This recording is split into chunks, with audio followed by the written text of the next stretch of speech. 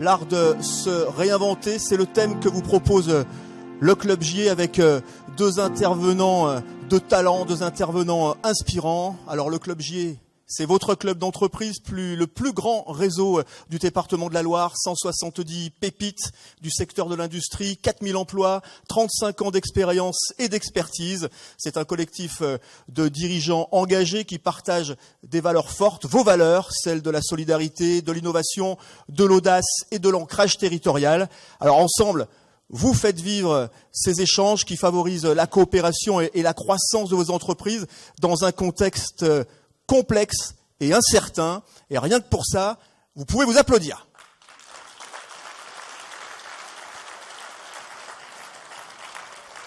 Et dans un monde en mutation où les incertitudes économiques, technologiques et humaines sont devenues la norme, une réalité, se réinventer n'est plus une option, c'est une compétence clé, un atout différenciant, et c'est pas le président qui va me contredire. Alors tout de suite, pour ouvrir la soirée, je ne le vois pas, mais il est dans le coin. J'appelle votre président sous vos applaudissements, évidemment. Didier Forestier, s'il vous plaît.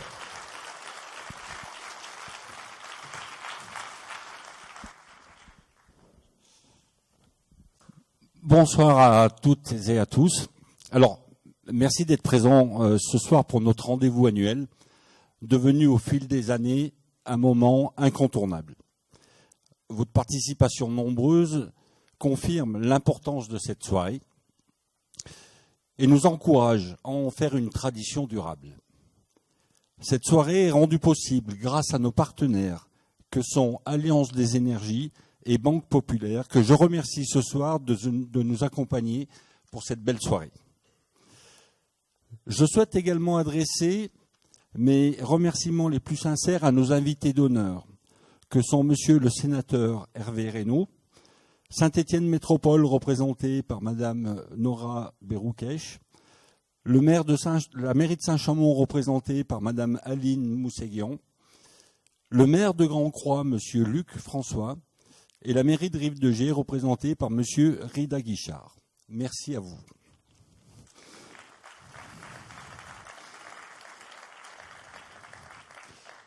Votre présence témoigne de votre attachement à notre club et à l'écosystème dynamique de notre belle vallée du Gier.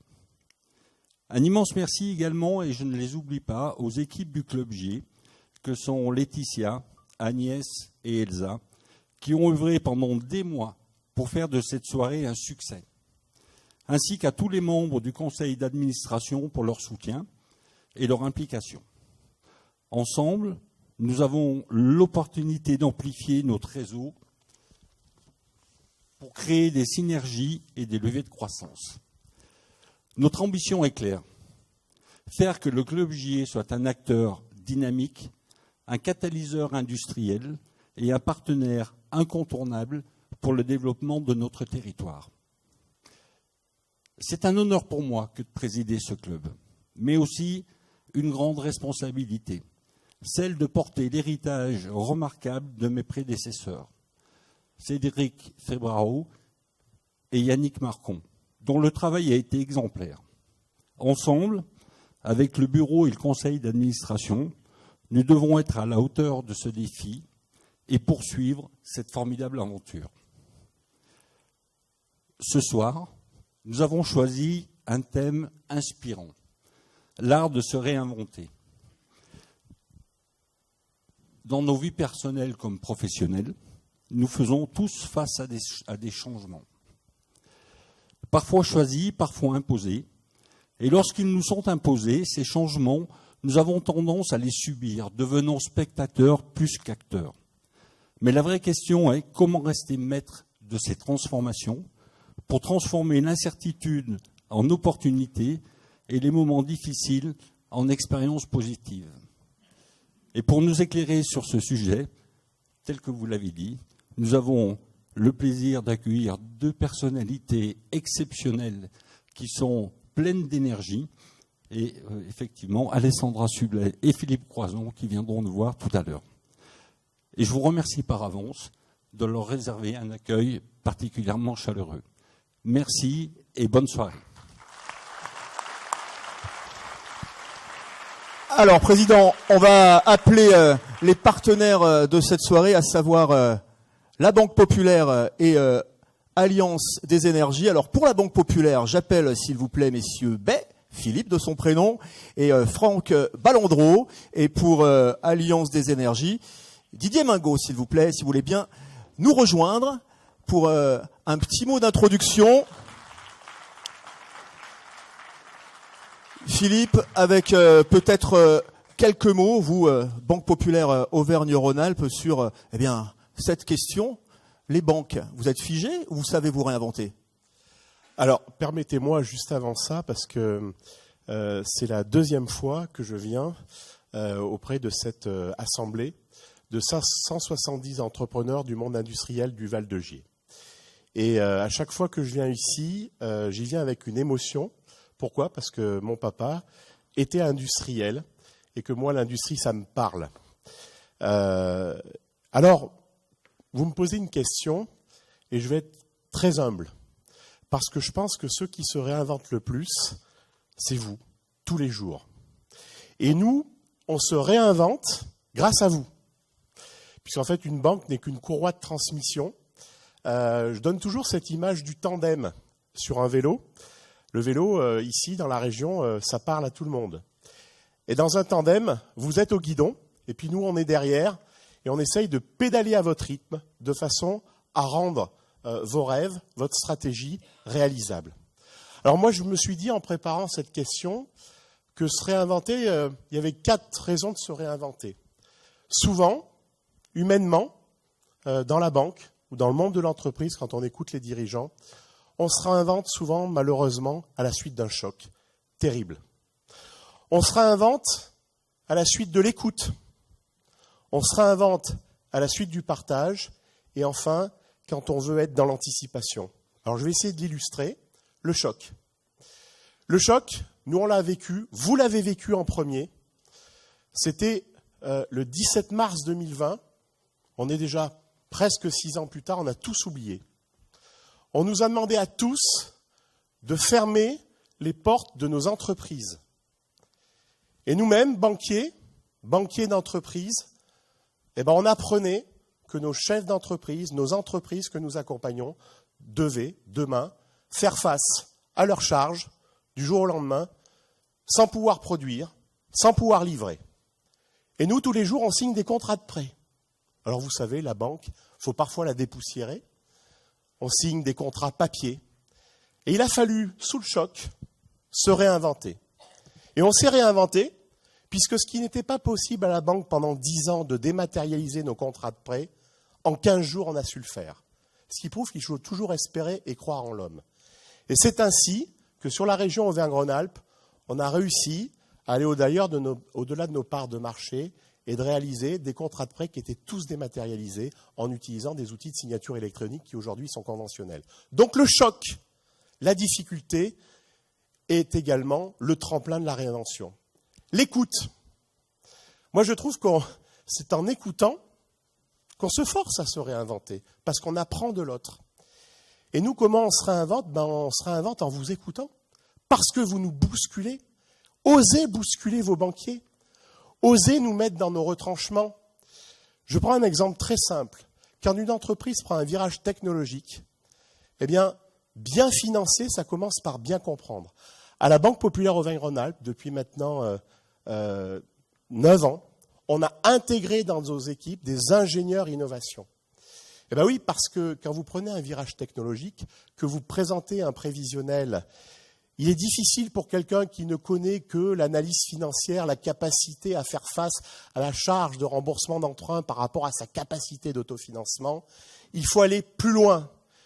Et pour aller plus loin, il faut se réinventer et ne pas regarder un business plan, un prévisionnel, avec le regard de la finance classique. Après l'écoute, il y a le partage. Je dis toujours que la Banque Populaire, en fait, elle fait de la banque. Mais en fait, c'est avant tout une entreprise. Et nous, comme vous, on a les mêmes difficultés à attirer les talents. Eh bien, voyez-vous, le partage, ça a été d'animer ici ou là sur le territoire des réunions où on a partagé notre façon notre manière d'essayer d'attirer les nouveaux talents, les jeunes dans la banque. Parce que nous aussi, c'est difficile d'attirer des talents dans la banque. Partager ça avec vous, c'est une façon de se réinventer, ouvrir le jeu. Et enfin, dernier point, eh bien, se tourner vers l'avenir, c'est également anticiper vos questions. Et des fois, tout ne vient pas de la banque, mais nous, on est là pour relayer les initiatives locales. Alors, je vais le dire, ce soir, il y a une antenne d'une organisation qui va se créer sur Saint-Étienne, qui me tient particulièrement à cœur. Ici, dans cette salle, il y a beaucoup d'entreprises familiales. Et en fait, la transmission d'une entreprise familiale, c'est quelque chose qui, au-delà des aspects juridiques, fiscaux, qui sont évidemment importants, il y a d'abord le sujet humain. On va se créer en effet ici une association qui aura pour objet de réunir les fils et filles de chefs d'entreprise qui pourront se rencontrer une fois par mois pour dire « Et toi, tu y vas ? C'est quoi tes doutes ? C'est quoi tes craintes ?» Ça aussi, ça fait partie de la banque que de soutenir des initiatives locales. Et enfin, la réinvention, vous savez, je vais vous dire une chose. Vous savez comment est née les banques populaires ? Dans une soirée comme celle-ci. En 1870, ils ont réinventé le monde de la banque. La banque, c'était souvent de grandes fortunes familiales qui créaient leur banque.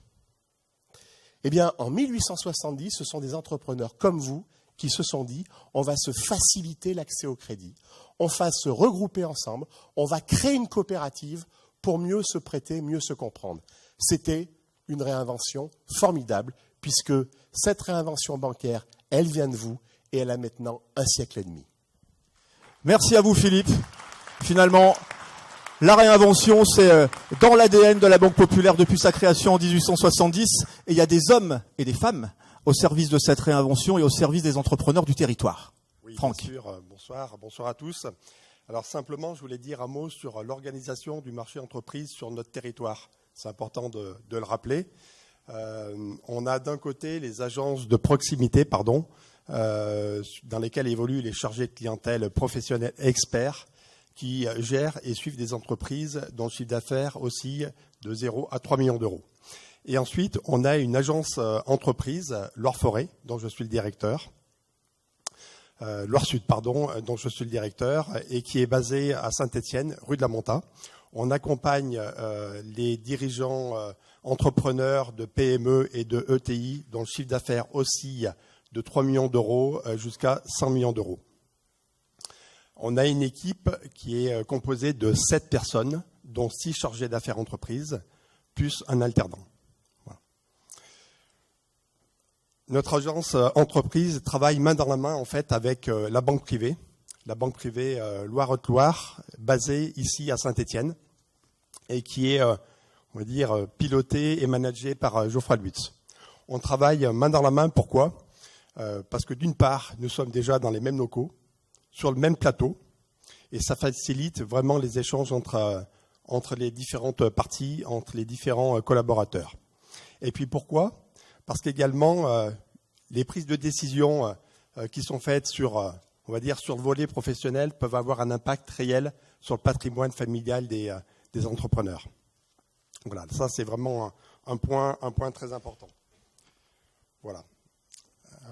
Les banquiers privés, aujourd'hui, qui composent cette agence basée à Saint-Étienne, apportent une vraie valeur ajoutée et y apportent des conseils de type patrimoniaux, de type fiscaux, de type juridique et autres.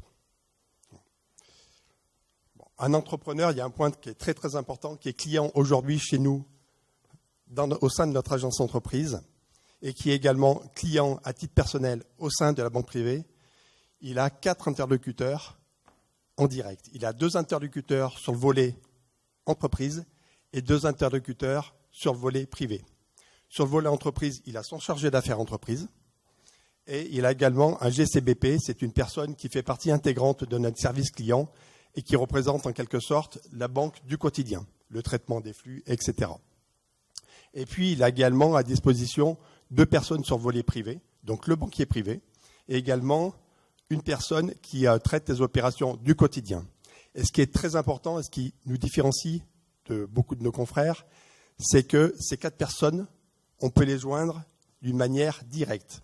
sont des personnes qui ont des lignes directes et on peut les joindre en permanence toute la journée. Quand le chargé d'affaires, par exemple, est en rendez-vous chez son client, l'assistant, le GCE, est disponible et est en mesure de répondre au client à n'importe quel moment de la journée. Voilà. Donc nous, ce qui nous caractérise, c'est quoi? C'est ce qui caractérise l'équipe, c'est quoi? C'est le conseil client et la satisfaction client. C'est ce qui nous intéresse. Voilà. Merci. De la proximité, du relationnel, de l'humain. C'est différenciant. Ça. Et puis voilà, on échangera tout ça avec des clients potentiels ou déjà clients pour voir si tout ça fonctionne à l'apéro tout à l'heure. Autre partenaire de cette soirée, Alliance des énergies. Je donne la parole à Didier Mingot. D'ailleurs, si vous avez super chaud en haut, il y a des solutions pour rafraîchir les salles. On en parlait tout à l'heure en off.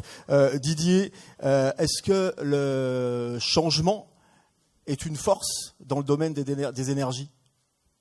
Oh, t'as changé ta question. Oh, elle est pas loin. En prépare avant. Non, mais je vais répondre à cette question. Bonsoir à toutes et à tous.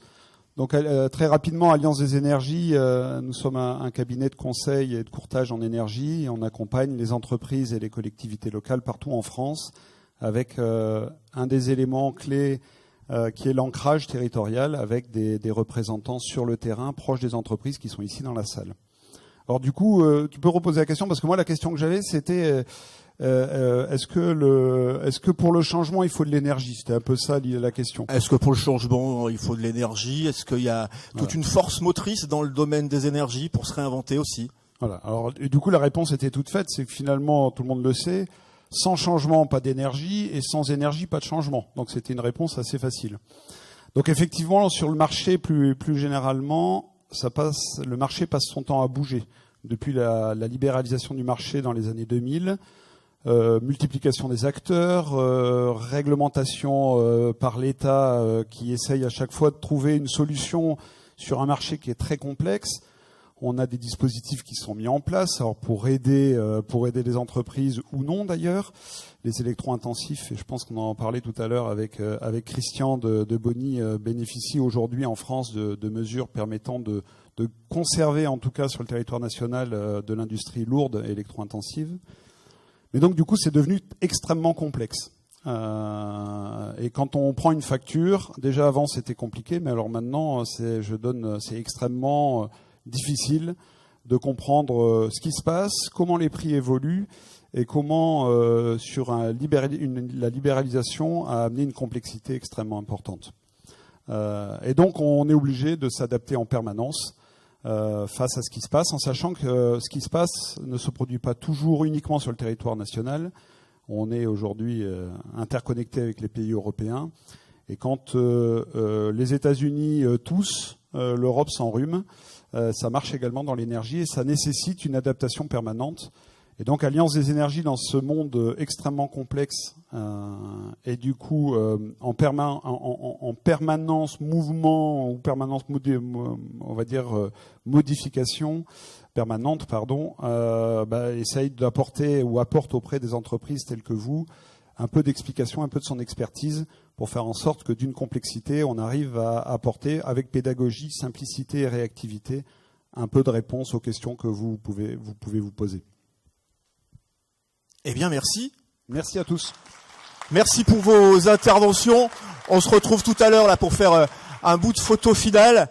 Et on va, si vous le voulez bien, appeler nos deux intervenants parce que celle qui va faire son entrée en premier, vous la connaissez parce qu'elle rentrait chez vous par la magie de la télévision pendant de nombreuses années. Elle a incarné la France a un incroyable talent, encore L'amour est dans le pré, ça c'était sur M6, des émissions également sur France 5. Elle a animé les programmes les plus emblématiques de la télévision française. Elle a interviewé des milliers de personnalités. Elle a géré des directs improbables avec un sourire à toute épreuve. Elle est authentique, elle est pleine de fraîcheur. Et puis un jour, il n'y a pas si longtemps que ça, elle a décidé de tout changer, de quitter le confort des plateaux pour la scène et prendre des risques, se mettre en danger, se réinventer, parce que pour elle, c'est son ADN, c'est sa liberté, et elle va ce soir nous éclairer. Mesdames, messieurs, applaudissements s'il vous plaît pour Alessandra Sublet.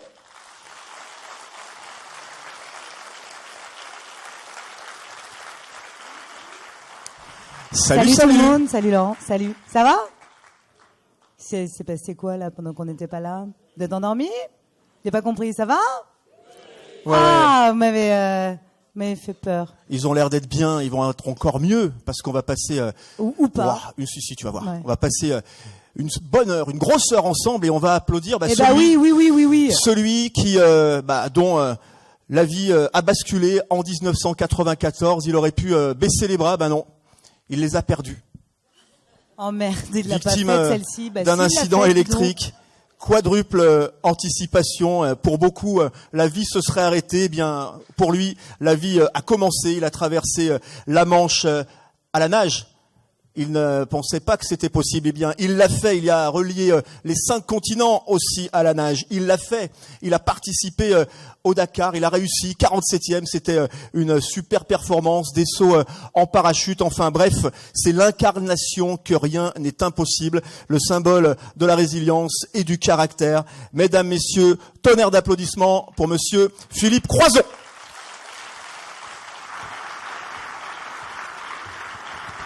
Bonsoir. Merci.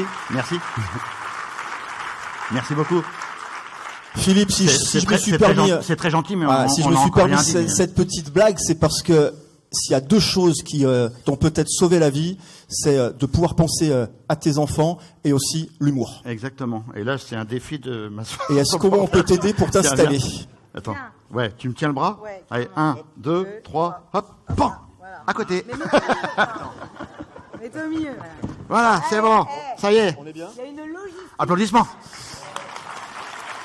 C'est bien là ou pas? Ouais, nickel. Ok. Et voilà. Les 2 pieds? Non, c'est bon? Ok, voilà. Les 2 pieds, les 2 Bon. bras. Non. Nous voilà bien, on est installés. Ouais. On est parti. On va commencer par quoi? On va commencer par, quand même, ce jour de 1994, Philippe. Qu'est-ce qui se passe? Que t'arrive-t-il? Et comment tu te relèves? Alors que beaucoup auraient tout lâché. On a 1h30 là. Parce que là, il y a un peu de boulot. Non, mais très rapidement, c'est en voulant apporter au mien le meilleur qui m'est arrivé le pire. J'avais un petit garçon, Jérémy, âgé de 7 ans. Un petit bébé allait arriver et la famille allait s'agrandir. Et sur le toit de ma maison, il y avait une antenne de télévision. Et je me suis dit, je vais quand même pas laisser cette antenne sur le toit. Et j'ai pris une échelle en aluminium que j'ai plaquée contre le pignon de la maison. Vous voyez ces grandes maisons tourangelles très très hautes, avec ces toits en ardoise bien pointus. Je me suis cordé à la cheminée pour pas tomber. J'avais prévu toute la sécurité. Et j'avais bien vu la ligne électrique derrière, mais je me suis dit, ça passe, il n'y a pas de raison. Et je déboulonne mon antenne et j'ai très très fort avec les mains. Et à un moment donné, pour avoir plus de force, j'ai posé mes 2 tibias sur le barreau de l'échelle en aluminium. Et là, 20 000 volts ont traversé mon corps. Le courant est rentré par les mains et est ressorti par les tibias. Et là, le courant est rentré, là où il est sorti, ça a brûlé. Enfin, ça a plus que brûlé, c'était carbonisé.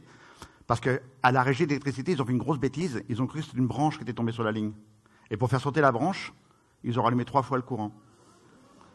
Et donc, au premier impact, je suis mort. Deuxième impact, je reviens. Et troisième impact, je resterai sous tension. Et c'est un voisin qui a entendu les déflagrations, qui a pris un extincteur.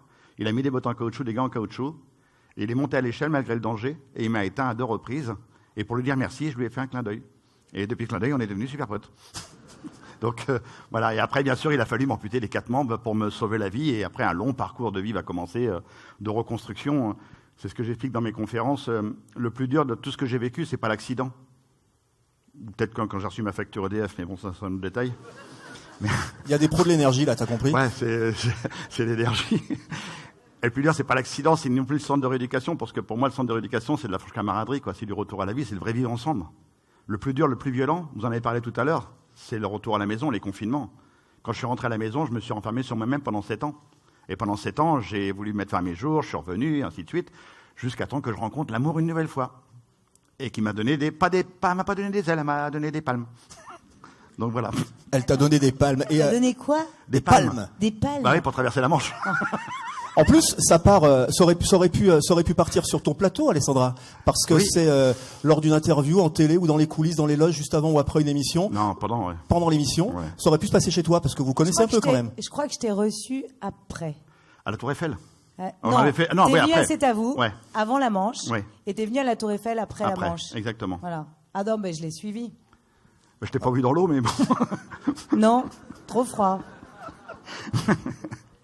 Non, mais en tout cas, voilà, tu l'as suivi beaucoup, interviewé beaucoup, et toi aussi dans ton déclic du changement, peut-être que des parcours comme celui de Philippe, évidemment toute proportion gardée, et puis les histoires sont toutes différentes, mais aussi de s'inspirer de cette résilience, ça peut donner l'envie de transformer, de se réinventer. De toute façon, Philippe, il a tracé son chemin et Dieu sait que ça a été compliqué. On peut tous s'inspirer d'une certaine façon de son chemin à lui. On ne se le souhaite pas, bien sûr. Et moi, ce que j'adore chez Philippe, c'est qu'il a gardé ce sens de l'humour et il a aussi traversé des moments douloureux après, il l'a dit. Et puis, il est honnête, en fait. Il est franc du collier, il se prend pas la tête, il dit les choses comme elles sont. Et donc, c'est un super client, en fait, quand tu l'as en plateau.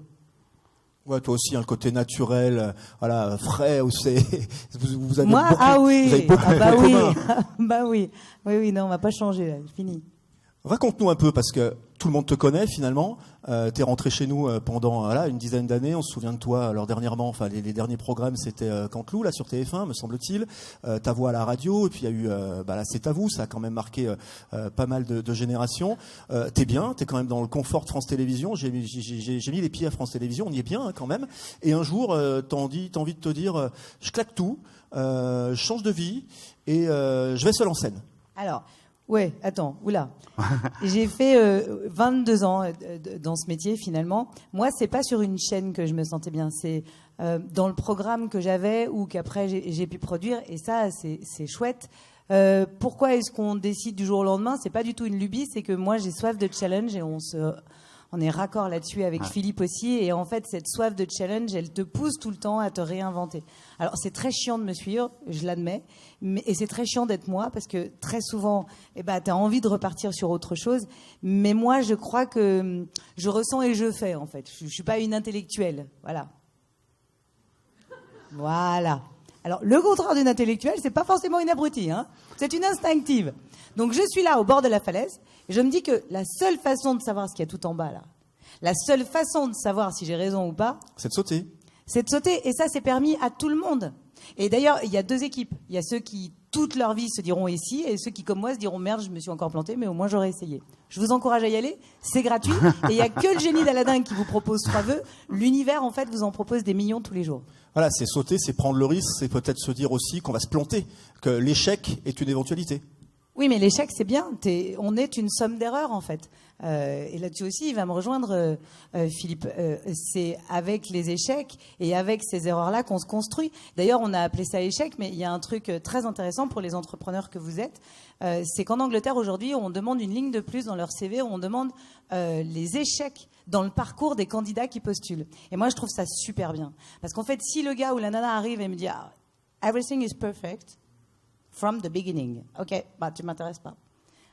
On est vraiment une somme d'erreurs. Et c'est ces sommes d'erreurs qui nous construisent. Et plus on échouera, plus ça veut dire qu'on a essayé, plus on essaye, plus on y arrivera. L'échec, ton premier grand défi, c'était la traversée de la Manche à la nage. Il y a 10% de réussite ou 14% de réussite pour des mecs qui ont 2 bras, 2 jambes. Hein. Ouais. Toi, tu l'as fait en 13 heures et des bananes, je crois.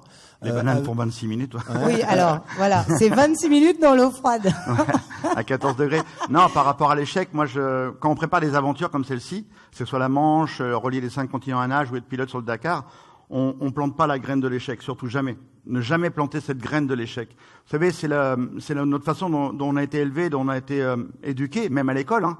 Même à l'école, on nous dit fais attention à ceci, fais attention à cela, fais attention. Et quand on arrive à l'âge adulte, qu'est-ce qu'on fait ? On fait attention, on sait même plus pourquoi on fait attention. Donc j'ai jamais planté cette petite graine de l'échec. Et à chaque fois, je visualisais toujours l'arrivée. Pour la traversée de la Manche, 2 ans d'entraînement. Imaginez, quand j'ai commencé l'entraînement, j'avais 40 ans, j'étais gras comme un lardon. J'avais jamais fait sport de ma vie, je faisais 25 kilos de plus qu'aujourd'hui, et je savais pas nager. Et j'ai monté une équipe et je leur ai filé le paquet, et je dis transformez-moi. Et en 2 ans de temps, on a fait 4000 km de natation, 35 heures de natation par semaine, 6 heures de gainage, et ça pendant 2 ans, tout le temps. Donc j'ai jamais planté la petite chaîne de la petite graine, parce que si on la plante, qu'est-ce qui va se passer ? Elle va faire des racines, tranquillement, elle va s'insérer dans le cerveau, elle va être peinard, et elle va commencer à pousser, tranquillement. Et le jour où vous avez un problème, que vous êtes dans la difficulté dans l'entraînement, ou même le jour où vous traversez la Manche, ben ouais, mais il y a la petite graine de l'échec, c'est bon, je l'ai préparée celle-là, tout va bien. Je vais me poser dessus, je vais même carrément m'appuyer, parce qu'elle a tellement poussé, c'est carrément un tronc d'arbre maintenant. Donc ça va, c'est pas grave. Si je vais pas au bout, je l'ai prévu, c'est un échec. Non, jamais. Jamais dans toutes les aventures, jamais j'ai pensé à l'échec. J'ai toujours vu l'arrivée. Ce qui veut dire Et c'est vrai qu'il faut dire que notre cerveau a une appétence pour le négatif. Et ça, oui. c'est hyper important de le savoir. C'est qu'en fait, tous autant qu'on est là, notre cerveau, il nous entraînera toujours à dire « Ah non, là, tu fais de la crotte » ou « Ah non, tu vas pas y arriver », etc. Et cette notion-là, ce qu'il vient d'expliquer là, c'est hyper important. Mais c'est aussi notre conception mentale, peut-être notre environnement social, et se dire que les croyances qu'on nous inculque depuis petit, il faut les dépasser ou en tout cas avoir un autre prisme.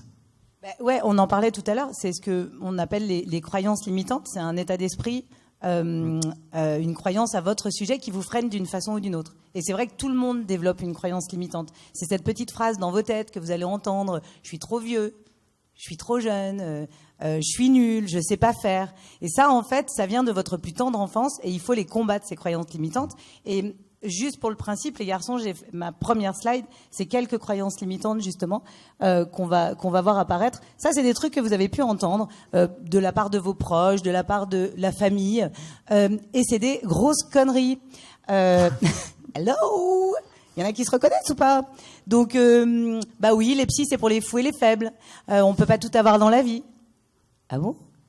Qui dit? Les croyances limitantes et les injonctions n'engagent que ceux qui vous le disent. Et ça, il faut vraiment en être super conscient. Parce que parfois, comme dit Philippe, la petite graine, elle est plantée depuis tellement longtemps. Il y en a une autre juste derrière, les garçons, que du coup, on se perd un peu. Et effectivement, il faut arriver à cette conclusion de si je fais pas ça ou si je ne dis pas ça, qu'est-ce qui arrive? Sinon quoi? Je vais être fouetté? Je vais être torturé? Non. Ces croyances limitantes, Philippe, quand tu as voulu traverser, puis ensuite les autres challenges, tu étais entouré, il y avait ton épouse, tu as des entraîneurs, nageurs, autre que, est-ce qu'on disait, mais enfin, c'est pas possible, ce n'est pas possible. 99% des gens me disaient c'est pas possible. Même mes parents m'ont dit c'est pas possible. Imagine, un mec qui a pas de bras et pas de jambes, qui est gras comme un lardon et qui dit qu'il veut traverser la Manche. C'est vrai que sur le papier, c'était pas gagné. C'est pas gagné, on est d'accord. Et même pour vous dire la vérité, quand j'ai monté l'équipe, il y avait l'ancien kiné de l'équipe de France de football 98, championne du monde. Il venait de s'installer à côté de la piscine, il a intégré l'équipe. J'ai appelé Arnaud Chassery, Jacques Tuzet, 2 nageurs longue distance français qui avaient réussi la Manche. Je monte une équipe de winners, un préparateur physique. Waouh, salut, ça va? Et mon prothésiste me fabrique des prothèses très très vite, mais trop vite. Il me fabrique des prothèses qui font 3 kilos par jambe, donc il m'a fabriqué 2 enclumes. Et la première fois, ils me mettent dans l'eau. Je vais pas dans le bon sens. Et la piscine, elle faisait 4 mètres de profondeur. Et mon entraîneur a sauté à l'eau. Moi, je regardais là, je disais, la bien qu'elle vient me chercher quand même. Et ils ont sauté à l'eau, ils sont venus me chercher à 4 mètres de profondeur. Ils m'ont remonté, vous savez, comme le petit mannequin jaune, là. Ça y est, il y en a qu'on image. Et là, mon entraîneur a dit, mais tu veux traverser la Manche à la nage, toi? Oui, parce que je leur avais pas dit que je savais pas nager, parce que si je leur dis, personne me suit, hein. Donc ça, c'est la phrase de Mark Twain. Je connaissais pas, moi, tout ça. Vous savez, moi, je pense que je suis né optimiste. Je suis vraiment né optimiste. Depuis tout petit, je me suis toujours adapté. Dans mon dernier livre, Tout est possible, point d'interrogation, à vous de jouer, je fais mon coming out en disant que je suis sorti de l'école, je ne savais pas lire, ni écrire, ni compter. Mais vraiment, je suis sorti du milieu scolaire, je ne savais ni rien, je ne savais rien. Et j'ai été papa jeune, et donc j'ai travaillé au Fonderie du Poitou, j'étais ouvrier métallurgiste, je vais faire Cosette et Thénardier, le bordel, là. Mais mais c'est vrai. Il y a Jean Valjean, justement, qui ressort au cinéma mercredi. Je travaillais la nuit, je dormais le matin, et l'après-midi, j'allais à l'école. Et après, j'ai eu un diplôme au bout de quelques années. Et après, j'ai démonté une antenne de télévision. Donc, il a fallu que je m'adapte tout le temps, en permanence. Donc, mon parcours de vie, c'est que je me suis tout le temps adapté. Et tu l'as dit très, très bien tout à l'heure, avec toutes ces phrases-là, malheureusement, on entend trop de gens dans mon parcours de vie, ceux que je rencontre des fois, qui disent « Waouh, t'as réussi ton truc ». Et eux, ils disent « Oh merde, si j'avais su ». Et moi, je leur dis « Mais putain, mais tu le savais ». C'est juste ta peur et ton doute qui t'a freiné. Ce qu'on nous a appris, ralenti. Et plein de gens nous disent, mais non, c'est pas possible. Jamais tu pourras traverser la Manche à la nage. Ça, en général, ça m'encourage. Ça me donne de la volonté. Ah, tu me dis ça? Je vais te prouver le contraire, alors. Ce que dit Philippe, Alessandra, tu l'as mis dans tes croyances limitantes. Ouais. Pour avoir un bon boulot, il faut que je fasse de grandes études. Non, pas forcément. Faut tenter, faut essayer. Ah non, sinon j'aurais été vachement ennuyée quand même. Moi, j'ai galéré pour avoir mon bac. Je l'ai eu la 2e fois. Je suis allée chercher un point à l'oral. Je me rappelle, j'étais au rattrapage. Donc déjà, j'avais les boules parce que je me suis dit merde. Et c'était en histoire géo. Il y a beaucoup de potes qui m'ont dit, vas-y, révise les États-Unis et la Russie. Et j'arrive, le gars, il me dit, Brésil, ça vous va? Comment te dire. Et donc j'y suis allée à la force du poignet, à la force du mental et du cœur, je crois, pour essayer d'avoir mon point. Mais non, bien sûr que non. Et c'est très compliqué, et c'est aussi une injonction. Et d'ailleurs, c'est important de dire aujourd'hui à nos jeunes, parce que moi c'est un de mes chevals de bataille, quand on regarde vers certains pays européens, en fin de troisième, quand certains gamins veulent partir dans des filières professionnelles, on les encourage, on les pousse, on leur remet même des prix. En France, je suis encore hallucinée de voir que quand il y a un gamin en fin de troisième qui n'est pas scolaire, comme moi je l'ai été par exemple, qui n'a pas forcément envie d'aller plus loin, on le bride, on le freine. On devrait tellement louer ces filières-là. On devrait tellement encourager nos jeunes. On aura toujours besoin de plombiers, on aura toujours besoin de mécaniciens, on aura toujours besoin de forgerons. Et ça me touche qu'on n'évolue pas. C'est marrant. On dit que les mentalités évoluent. Moi, j'ai l'impression qu'on est parfois encore au Moyen-Âge et qu'on se bride et qu'on se flagelle parce qu'il faut tous rentrer dans le même moule. Donc, encourageons justement nos jeunes à faire vraiment le métier qu'ils ont envie de faire et de ne pas passer par ce que l'on appelle la fameuse voie royale. Bah, j'imagine en plus que ça résonne parce que là, t'as un public de chefs d'entreprise dans le milieu de l'industrie, donc et puis moi, je suis pas très loin. Hein. Je suis née à Fézin. Voilà. Ah. Donc j'ai des grands-parents qui tous les jours me disaient, quel que soit le métier, ma petite, tu choisis. Et on vous le dit, mais vous avez entendu un papa footballeur à l'OL. Alors attends, là, c'était pas tout de suite qu'il fallait le dire. Qui ne saute pas. Pardon. Excusez-moi, Philippe, je me suis garé. Non, moi c'est ici, c'est La Rochelle. Mais non, attends, et nous on avait le 45 tours des Verts, hein. Je l'avais, hein, à fond, et je l'ai gardé. C'est bon, je me suis un peu récupéré. Ouais, c'est bon. Alors là, tiens, on va fêter les 50 ans, mais bon, ça c'est, on va pas revenir dans ce passé glorieux. Non, mais encourageons nos jeunes. Voilà. Encourageons nos jeunes et voilà, ça parle aux chefs d'entreprise qui sont là parce que dans le domaine de l'industrie, la formation continue, l'apprentissage et effectivement, se dire qu'on aura toujours besoin de métiers. D'ailleurs, oui, et en même temps, on a 5 millions de chômeurs, donc il va falloir se bouger le cul quand même. Moi, je vous encourage. Enfin, voilà. Le travail est une valeur extraordinaire. Le travail est une valeur qu'on ne loue pas assez. Sans travail, que ce soit pour Philippe ou pour moi, on n'y arrive pas. Voilà, ça ne tombe pas du ciel, mais il faut encourager nos jeunes à aller chercher des voies et les leurs. T'as dit un truc, se bouger le cul. Il y a la pyramide de Maslow et la pyramide de Sublet. Non, mais alors ça, c'est. Vous allez voir les garçons là-haut, coucou. Il y a 2 super mecs en régie. Voilà. Ça, c'est la pyramide de Maslow, donc qui explique que la confiance n'arrive qu'au 4e étage. Donc, quand j'ai vu cette pyramide, elle est universelle, elle est étudiée dans le monde entier. Maslow est quelqu'un de très réputé. Et quand j'ai vu cette pyramide, je me suis dit putain, mais moi, je vais vraiment avoir du mal à aller jusqu'au bout, parce qu'en réalité, donc la confiance est au 4e étage. D'ailleurs, petite parenthèse, au 1er étage, il y a un mot qui s'appelle homéostase. Quelqu'un l'a ? Voilà, processus de régulation par lequel l'organisme maintient l'ensemble de ses liquides. Oui, c'est le contraire de l'incontinence fécale. Donc effectivement, si tu n'atteins pas le 1er, tu peux pas grimper non plus. Donc j'ai mis aussi tous mes échecs amoureux au 3e, parce que je suis à 2 divorces, mais je me suis mariée, c'est le 3e, et c'est le bon. Donc quand Elizabeth Taylor vous dit quelque chose, vous pouvez la croire. Et donc du coup, effectivement, quand j'ai vu cette pyramide, j'ai dit, bah c'est pas forcément la mienne, et moi j'ai fait la mienne, qui est beaucoup plus simple, qui est celle d'après. Voilà. Si vous êtes assez con pour la lire de haut en bas, on va pas y arriver. Hein. Mais Philippe, c'est vrai. Non, mais c'est ça. En fait, oui, de toute façon, il n'y a pas le choix. Hein. Quand tu te réveilles, tu n'as plus de bras et plus de jambes et que tu te dis ta vie, elle est terminée, il y a une partie de son cerveau qui dit c'est fini, mon gars, arrête de lutter. Tu feras plus jamais de ta vie. Et il y a l'autre côté qui dit attends, peut-être que. Enfin, c'est un conflit entre vous et vous, quoi. Quand on tombe dans l'échec, quand on tombe dans le dur, dans la violence, et qu'après il faut se relever. Bon, bah, c'est les fameuses 5 phases du deuil d'Elisabeth Küpper-Ross. La négation, de dire non. Enfin, quand on refuse ce qui nous arrive, on refuse la sanction. Vous savez que les fameux pourquoi. Pourquoi ceci, pourquoi cela, pourquoi. Il n'y a pas de réponse au pourquoi. Les pourquoi, ils sont là pour nous harceler, pour nous piquer, pour essayer de nous réveiller. Après, il y a la phase de négociation. Comme je vous disais tout à l'heure, il y a un côté de votre cerveau qui dit c'est fini, mon gars, arrête. Et il y a l'autre côté qui dit attends, peut-être que. Après, il y a la dépression, la terrible phase de colère. Et enfin, au terminal, la phase du retour à la vie, l'acceptation, le redémarrage. Mais surtout, les 5 phases, il n'y a pas d'ordre prédéfini. Moi, je vous l'ai compris tout à l'heure, pour franchir ces 5 phases, il m'a fallu 7 ans. Pendant 7 ans, j'ai fait qu'une seule chose, j'ai regardé la télévision. Et surtout, il n'y a pas de durée de temps. J'ai dit, il n'y a pas de durée de temps. Moi, ma phase de colère, elle est venue 7 ans après mon accident. Une phase de colère froide, avec le fameux bouton on-off. Je voyais nager dans la rivière avec ces prothèses-là. Et bon, pour me donner un peu de courage, j'avais pris un peu d'alcool, moi qui bois jamais d'alcool. J'avais pris une bouteille à l'épicier de mon village. J'ai demandé de l'ouvrir et de la mettre sur le espace passager de ma voiture. Il est sympa, mon épicier. Et je me suis garé au bord de la rivière, j'ai bu et j'ai voulu me jeter dans la rivière. Mais marcher avec des prothèses, quand on n'est pas bourré, c'est pas facile.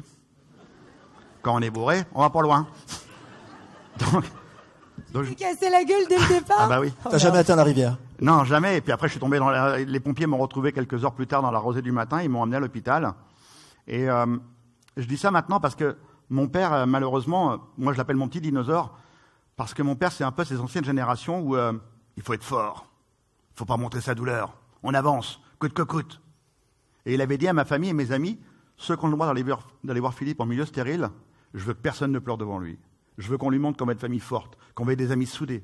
S'il y en a un qui pleure devant lui, je vous préviens, c'est entre lui et moi. Alors imaginez, sur mon lit d'hôpital, derrière ma petite vitre stérile, je voyais tous penser les autres, les uns après les autres, et il n'y en a pas un qui pleurait.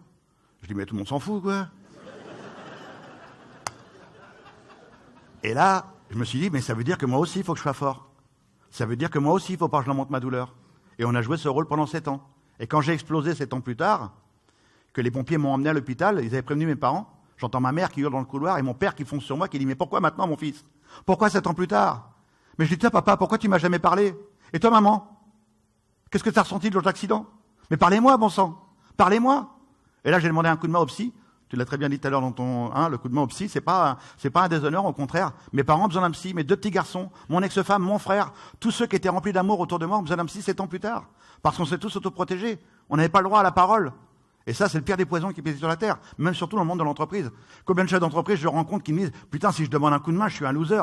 Mais je dis, mais n'importe quoi, on n'en est plus là aujourd'hui. Au contraire, aujourd'hui, avec des clubs comme ça, faut demander un coup de main aux collaborateurs d'à côté, à l'équipe d'à côté. Mais ne restez pas seuls. Moi, sans les coups de main, j'aurais jamais réussi mes aventures.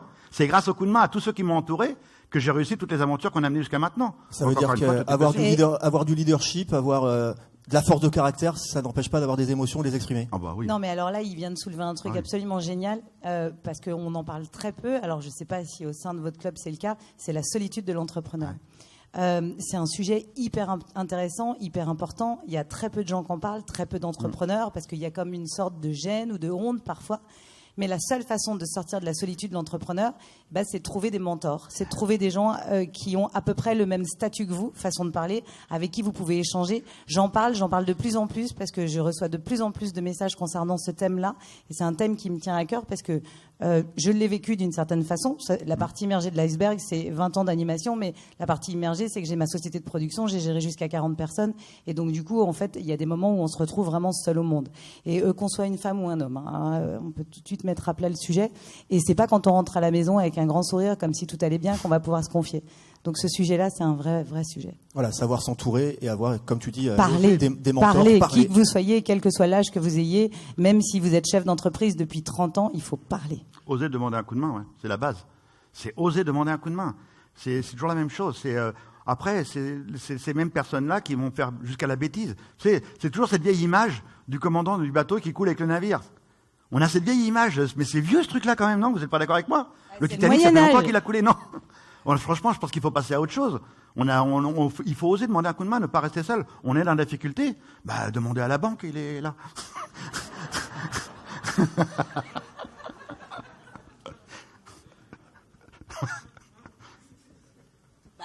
Retour oui, il a raison.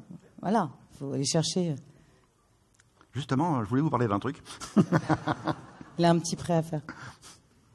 T'as le micro ouvert, hein? De quoi? Non, ça va. Non, mais c'est essentiel, le fait d'être entouré, de ne pas avoir peur de dire et d'avoir quelques faiblesses, et de douter. Non, mais exploiter ses faiblesses, je crois que, tu m'arrêtes si je me trompe, mais je crois que l'une des façons d'avancer, c'est justement d'admettre ses faiblesses. Et c'est quelque part ce qu'on fait devant vous ce soir aussi avec Philippe. Il faut les partager. Vous savez, on est la personne avec laquelle on va passer le plus de temps. Donc, ne soyons pas trop exigeants avec nous-mêmes, soyons indulgents. Dans les bons jours comme dans les mauvais jours. Oui, mais en fait, le problème de la plupart des gens que je rencontre, c'est qu'ils sont... Vous savez qu'il y a une étude qui a montré que la personne avec laquelle nous sommes le plus exigeants, c'est nous-mêmes. Et donc là, il faut se lâcher la grappe. Et alors, si vous vous ramenez tout à l'heure en me disant oui mais la culpabilité, alors la culpabilité n'existe pas, on l'a inventée. La joie, la peine se traduit chez l'homme. La culpabilité, non. Mais comme on est un peu con, pensez-y. Pardon, excusez-moi. Non, mais on en revient à ces croyances, à comment on a été calibré, comment notre société nous a amené à faire ceci et cela. Mais oui, mais la société, moi, franchement, ça me fait un peu chier d'entendre tout ça parce que les injonctions, je vais expliquer pour commencer par slasher dans cette conférence. Non, mais en fait, c'est pas la faute de la société, c'est pas la faute des injonctions. À un moment donné, c'est toi qui décides. D'abord, savoir dire non, c'est un bon début sur le chemin de l'émancipation. L'émancipation pour un mineur, c'est. C'est plus facile de dire oui que de dire non. Ben. Non, mais regarde, si quelqu'un te dit le matin ça va, t'as tendance à lui dire oui tout le temps. Essaye un matin de lui dire non. C'est super dur de dire non, mais il faut savoir faire des choix. C'est ces choix-là qui t'amènent à te réaliser dans la vie. Et donc, il n'y a pas de société, il n'y a pas d'injonction. Il y a un moment donné, oui, il y a un contexte difficile, mais putain, bouge-toi le cul, avance. Parce que, en fait, moi, j'aime pas ce discours de mais la société. Vas-y, regarde Philippe. Moi, j'ai vraiment un parcours atypique aussi. C'était pas gagné. Et sincèrement, mes parents se sont fait du souci longtemps.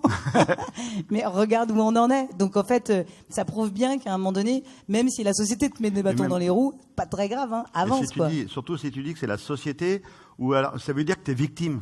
En plus. Mais ça veut dire, mais si, il a raison. Attends, je suis carrément d'accord, je suis carrément en équipe avec Philippe. Je termine juste mon propos en disant, bien sûr que tu deviens victime parce qu'aujourd'hui, on vit dans une société où tout le monde est victime de quelque chose. Là, je suis victime de ma société, je suis victime de mon voisin, je suis victime de mon époux, je suis victime de mon machin. Ouais, je suis victime, mais à un moment donné, il faut arrêter d'être victime et de dire, ben non, c'est pas ça mon destin, c'est pas ça mon parcours de vie, c'est pas ce que j'ai envie. Moi, ce que j'ai envie, c'est ça. Et donc, j'ai arrêté d'être victime. J'ai été victime pendant 7 ans de mon handicap. Je me levais le matin, j'étais une personne handicapée. Et au bout de 7 ans, quand j'ai fait mon travail pendant 1 an avec les psys, je me levais le matin, j'étais Philippe. J'étais à nouveau Philippe, je m'étais retrouvé. Et je suis parti dans l'aventure. J'ai commencé à rechercher l'amour. Je m'étais inscrit sur un site de rencontre, Mythique, pour pas le nommer. Parce qu'avec Mythique, tu rencontres. Et tiens, justement, tu te présentais comme Philippe. Justement, j'ai cru que tu allais rebondir sur la deuxième partie du mot. Ah merde, la conférence part totalement envahie. C'est la manière dont tu te présentais. Tu te présentais avec...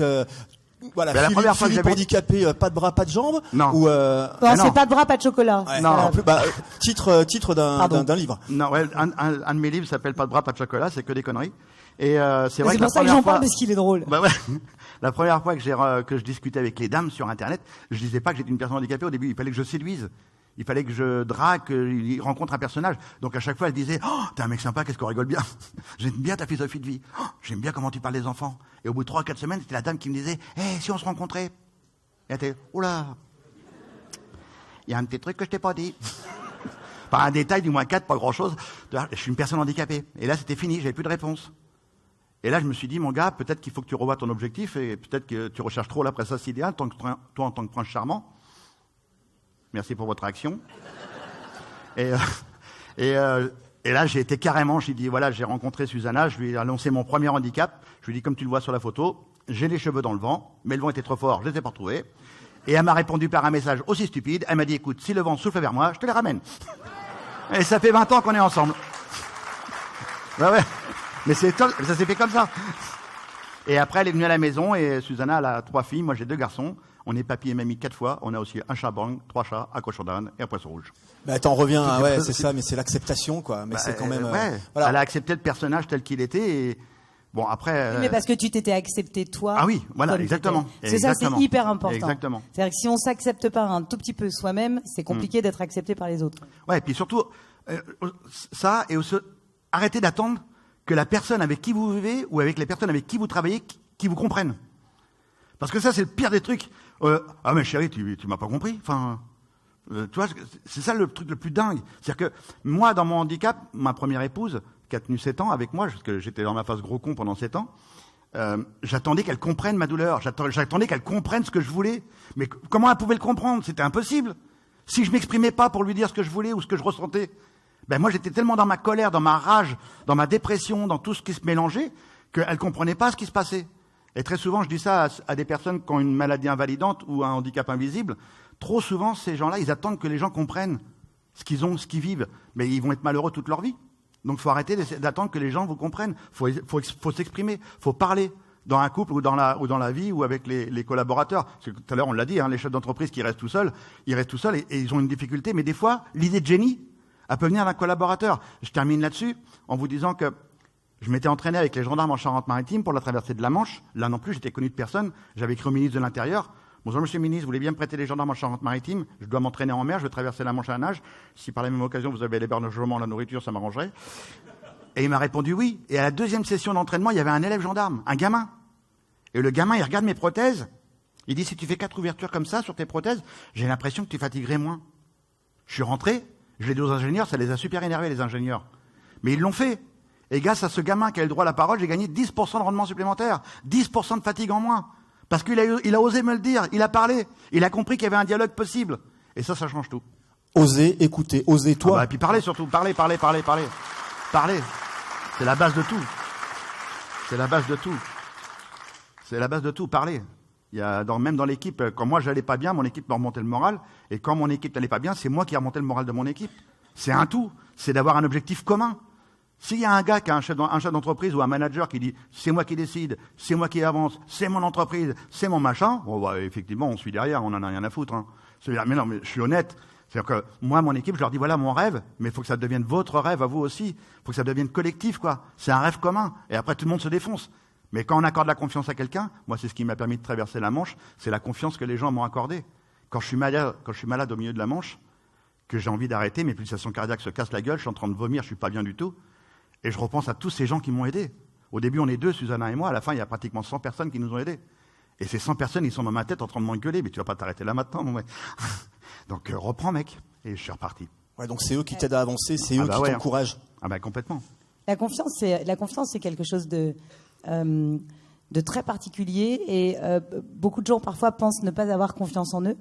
Mais il y a un truc à comprendre qui est hyper important, c'est la confiance, c'est ce que l'on a fait.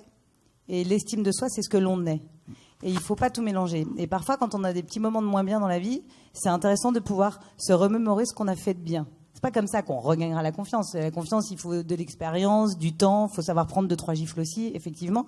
Mais c'est important de se remémorer ce que l'on a fait de bien et de retrouver un petit peu, non seulement de self-esteem et de confiance.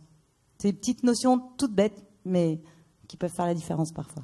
Quand on veut se réinventer, quand on veut se transformer, moi j'aimerais que vous me parliez quand même du déclic, parce que tu nous as raconté, le Philippe, que tu as été pendant 7 ans. Le déclic, c'est pas une parole en l'air sur un plateau de télévision. Qu'est-ce qui a fait qu'un jour, Philippe Croizon ne se plaisait plus? Ne se plaisait plus. Oh bah, quand tu travailles, t'as plus d'oreilles, plus de jambes, et puis que t'as tout cramé, tout côté cramé. Enfin, après ces 7 ans-là, quoi. Oh ben non, il n'y a pas après les 7 ans, quand je rencontre Susanna, ma vie change. Enfin, j'ose les choses. Enfin, c'est la rencontre avec Susanna qui m'a vraiment, qui m'a révélé. Elle est arrivée, elle n'a pas eu de faux semblants. Déjà, elle est arrivée, quand elle m'a rencontré, elle a rencontré un petit papy qui mangeait à 18h, qui avait sa boîte de médicaments, qui avait ses machins. Enfin, c'était un truc de fou. Et elle est arrivée, elle a donné un coup de balai là-dedans. Elle dit non mais attends, moi je t'aime, mais ça va pas être comme ça tout le temps. Hein. C'est pas possible. Et je lui dis tiens, j'ai besoin d'un coup de main. Et même pour vous dire, je suis quelqu'un de très très honnête. Les premières fois où on dormait ensemble, j'avais envie de faire pipi. Je dis tu veux pas aller chercher le truc dans la salle de bain et faire pipi? Elle dit tu te fous de ma gueule. Elle dit tu vas te lever, tu vas aller aux toilettes, hein, tu prends ton fauteuil, tu vas aux toilettes tout seul. T'as appris à faire pipi tout seul. Ben voilà, j'ai tenté ma chance plusieurs fois et j'ai vu que ça marchait pas. Mais vous savez, c'est un peu comme un enfant. Plus on lui en donne, et moi je pense que la personne en situation de handicap ou la personne qui est en difficulté, plus on lui en donne, ben plus il va en redemander et il va même pas se rendre compte de ce qui se passe autour de lui. C'est le principe de l'assistanat, il existe aussi dans la société, il n'y a pas besoin d'avoir de bras ou de jambes en moins. C'est pas faux. On en revient au fameux bouge-toi le cul. Oui, moi je suis un peu relou avec ça. Ben oui, Susanna m'a dit bouge-toi le cul. C'est ça, elle m'a donné cette énergie pour que je me bouge le cul et c'est vrai que quand il y a eu la traversée de la Manche, c'est vrai que c'était arrivé sur un plateau télé, après un sans parachute sur le journal de France 3, le 19-20. J'avais jamais fait télé de ma vie. Et la journaliste que j'ai eue sur le terrain d'aviation, elle m'a dit, c'est quoi votre prochain rêve? C'est quoi votre prochain objectif? Ben, je lui dis, peut-être qu'un jour je traverserai la Manche à la nage. Parce que j'avais vu ça sur mon lit d'hôpital. Quand je me suis réveillé après 2 mois de coma, j'avais décidé de vivre pour mes 2 garçons et pour moi. Et je demande à une infirmière d'allumer la télévision. La première chose que je vois, c'est une jeune fille traverser la Manche à la nage, Marion Hans. C'est la 2e Française à réussir la traversée de la Manche depuis 1875. Et moi, je regarde la télé, je fais, waouh, pourquoi pas moi un jour? Et après ce saut en parachute, j'en avais parlé à ma famille et mes amis, mais personne ne voulait me croire. C'était une connerie, quoi. Enfin, c'était n'importe quoi. Et je le dis à cette journaliste, Et elle m'invite 4 mois plus tard au plateau du 19-20. Elle m'a dit, voilà, j'en ai pas là, j'avais jamais fait télé de ma vie. Elle me dit, voilà, je dis, mais pourquoi vous voulez que je vienne? Elle dit, il y a le président de la République, Nicolas Sarkozy, qui va faire un discours sur le handicap, le pauvre. Bon, ça va mieux maintenant. Et à la fin de l'interview, la journaliste qui était sur le plateau, mais sans m'avoir prévenu, en direct, elle me dit, alors comme ça, Philippe Croizon, vous allez traverser la Manche à la nage? Et moi, je fais, hein? Mais je te jure, et là, il y a mon cerveau qui explose. Il y a un mot qui sort de là-dedans, qui arrive à ma bouche, et en plein direct à la télé, j'ai fait, oui. Et l'aventure était lancée, je pouvais plus m'arrêter. C'était embarqué, c'était Voilà, perdu, mais c'est... Mais je te jure. Et même, attends, juste pour terminer, Susanna, ça faisait 3 ans qu'on était ensemble, elle me regarde, elle me dit, en sortant du plateau télé, elle me dit, c'est quoi la traversée de la Manche à la nage? Et moi, je regarde, je suis bro. Et on rentre à la maison, pour la première fois de ma vie, je t'ai traversé de la Manche à la nage sur l'ordinateur, et là, je vois 34 km à vol d'oiseau. Température de l'eau, 14 degrés, taux de réussite chez les valides, 10%. Je dis, oh là, dans quelle galère je suis parti. Et la première personne à convaincre, c'était Susanna. Et je l'ai regardée droit dans les yeux, je dis, chérie, j'y vais seulement si tu me dis oui, quoi. Réfléchis bien, hein, quand même, hein. Ça va être dur. Et par amour, et par ignorance comme moi, elle a dit oui. Donc voilà comment c'est parti. Mais vraiment, c'est parti comme ça. Mais c'est intéressant à tous les deux, là. T'es en train, finalement, de parler d'intuition. Ouais, t'as dit oui, t'as jeté un oui en l'air, ou tu l'as dit comme ça, oui. en répondant à une journaliste après déjà un premier exploit que de sauter en parachute. Et dans toutes les décisions qu'on peut prendre, il y a des décisions qui sont, on va dire, très pragmatiques, et il y a aussi la place de l'intuition.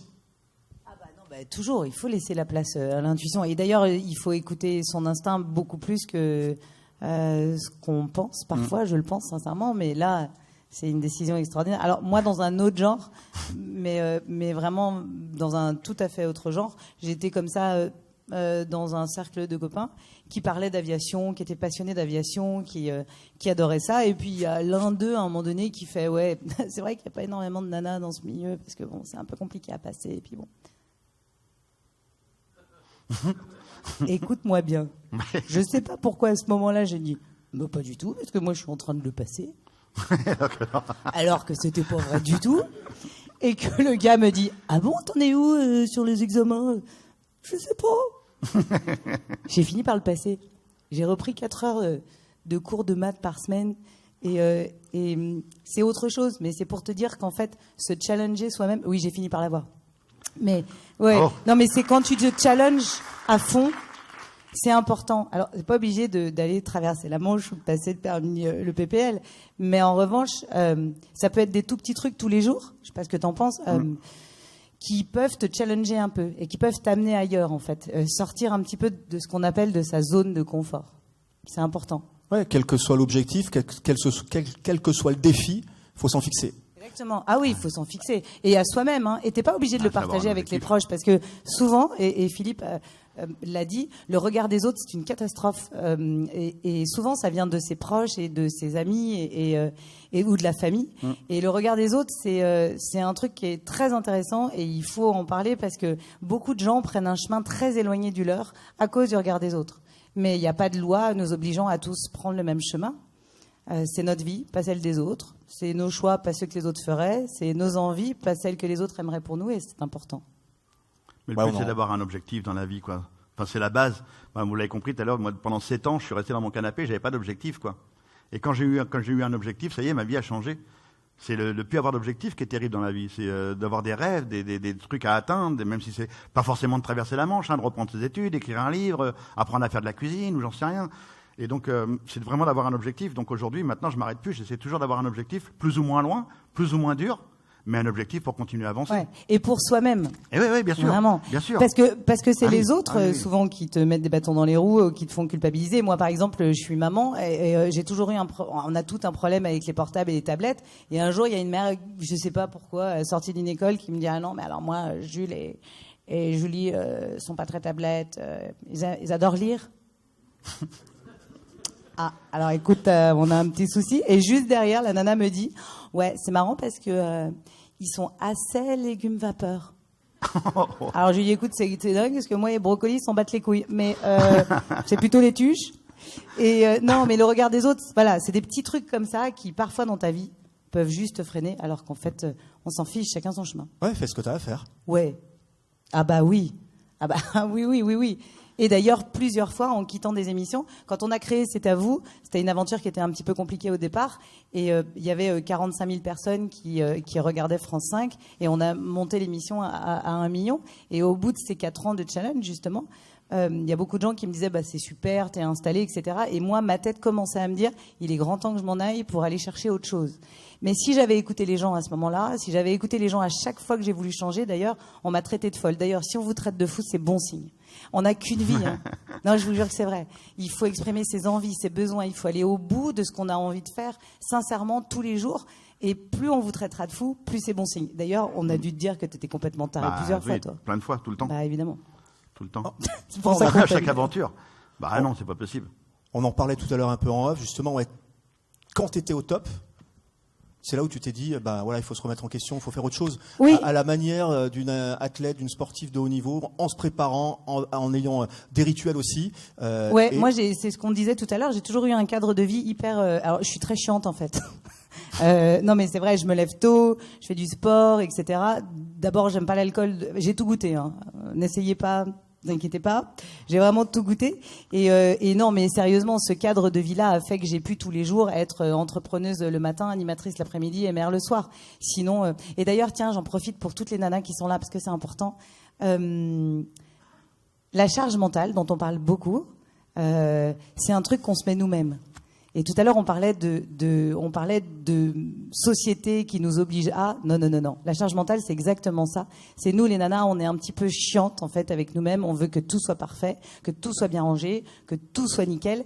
Et en fait, il faut se lâcher un peu la grappe. J'en profite juste pour le dire, parce que si certaines d'entre vous ici ont l'impression parfois d'être un peu débordées, c'est aussi parce que vous vous débordez vous-même. Donc, lâchez-vous la grappe. C'est ça, la charge mentale. Et il faut essayer d'apprendre à déculpabiliser. Moi, dans ces cas-là, je fais le 4-4-4-4. Pardon ?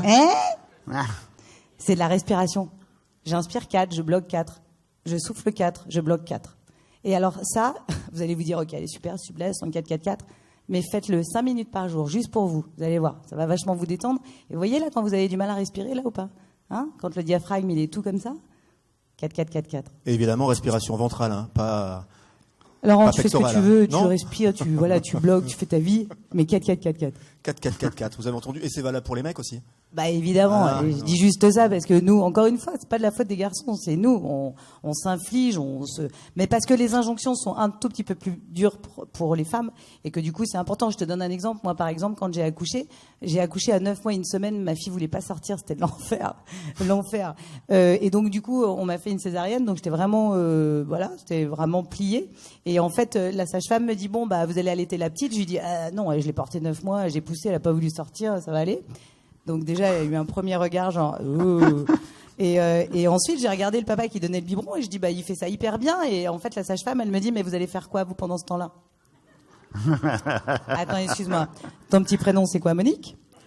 Je t'emmerde, Monique. Je te prends, je te retourne. Pardon, excuse-moi. C'est le prénom de ma mère. Mais, oh merde ! C'est pas grave, hein. Ah, Martine. Non, mais voilà, mais ça, c'est une injonction. Donc, on s'en fout. J'ai jamais allaité mes enfants, ils vont très bien. Bon, ils marchent un peu de travers, mais je veux dire, lâchez-vous la grappe. Pardon, c'était une petite parenthèse. Si ton histoire est arrivée aux oreilles de Madame Légume Vapeur, ça n'a pas dû lui plaire non plus, hein. Non, mais elle aussi, je l'emmerde. Qu'est-ce qu'on peut dire à ce parterre de chefs de FE et de chefs d'entreprise qui, il y a un contexte économique qui est tendu, il y a des difficultés, il y a de la remise en question, il faut se réinventer tous les jours, être agile, réactif, faire preuve de résilience, de courage. Voilà. Qu'est-ce qu'on peut leur dire, parce qu'on est quand même devant une assemblée de patrons et de patronnes, pour réinventez-vous, comment, quelles clés ? Il y a tellement de choses, chacun son parcours de vie, mais quand tu es dans la merde, ose demander un coup de main, je l'ai dit tout à l'heure, parce que pour moi c'est la base de tout. Et il y a une phrase comme un peu comme tout le monde, je prenais avec un peu de désinvolture. Cette phrase, elle est toute simple, hein, c'est après la pluie, le beau temps. Bon, moi, c'est pas la pluie que j'ai traversée, c'est un ouragan, c'est un tsunami. Et effectivement, maintenant, je suis au soleil, donc tout va bien. J'ai réussi à franchir ces fameuses phases de deuil et ainsi de suite. Et aujourd'hui, je suis vraiment au soleil. Donc après la pluie, le beau temps, effectivement, en ce moment, c'est dur, ainsi de suite. Mais c'est vraiment la base. Pour moi, c'est l'entourage, les copains, les amis, la famille, et oser demander un coup de main autour de soi, parce que rester seul, c'est la pire des conneries qui puisse exister sur la Terre. Mais vraiment, c'est la pire des conneries. Rester seul, avec son ego, sa fierté, c'est ce qu'a fait mon père. Mon père, c'est ce qu'il a fait, c'est son ego et sa fierté qui avait dit à tout le monde, on pleure pas devant lui. Pendant 7 ans, on va tous s'auto-protéger les uns les autres. C'est comme ça que ça a explosé. Donc arrêtez d'avoir cette fierté à la con, de dire, même si je suis dans l'échec, mon entreprise, elle va mal, mais putain, je peux aller demander, pardon, je dis des gros mots, mais je peux aller demander un coup de main à côté, même peut-être au club J, ou j'en sais rien, mais reste pas seul, bordel, reste pas seul. C'est ça le message le plus important, ne reste pas seul. Pardon, mais... Pour la plupart des chefs d'entreprise qui sont là, ils ont déjà évidemment sauté des tonnes de fois de cette falaise. Et certainement qui se sont plantés et puis qui sont remontés. Moi, je pense que dans des moments comme ça, qui sont un petit peu compliqués, c'est de se rappeler qu'on sait sauter de cette falaise-là. Se réinventer, c'est permis à tout le monde. Quand j'ai quitté mon métier il y a 4 ans, tout le monde m'a encore traité de folle, évidemment. Mais en fait... l'énergie que j'avais, honnêtement, je gagnais très très bien ma vie, j'étais dans un confort formidable, j'avais plus d'efforts à faire, et en fait, c'est très intéressant de se retrouver dans l'inconfort parce que vous allez chercher encore autre chose de vous. Comme tu l'as dit si bien tout à l'heure, Philippe n'a pas eu le choix. Mais quand on a le choix dans la vie, il faut le faire quand même. C'est-à-dire que, en fait, c'est ça qui nous rend vivants. Moi, j'ai 49 ans. Quand je l'ai fait, j'avais 46. Honnêtement, le premier truc que j'ai entendu, c'est mais tu gagnes bien ta vie, comment tu vas gagner ta vie du coup? Et la deuxième chose que j'ai entendue, c'est tu te rapproches de la cinquantaine, c'est compliqué. Merde. Non, mais ce que je veux dire par là, c'est que le contexte, c'est une chose, mais c'est la société. Ce qu'il faut vraiment se poser comme question, c'est qu'est-ce que j'ai envie de faire? Est-ce que je suis toujours heureux dans ce que je fais? En fait, ce qui compte le plus, c'est pas les récompenses ou ce qu'on pense des autres, c'est qu'est-ce qui me rend décidément heureux dans cette vie-là? Et de quoi j'ai envie?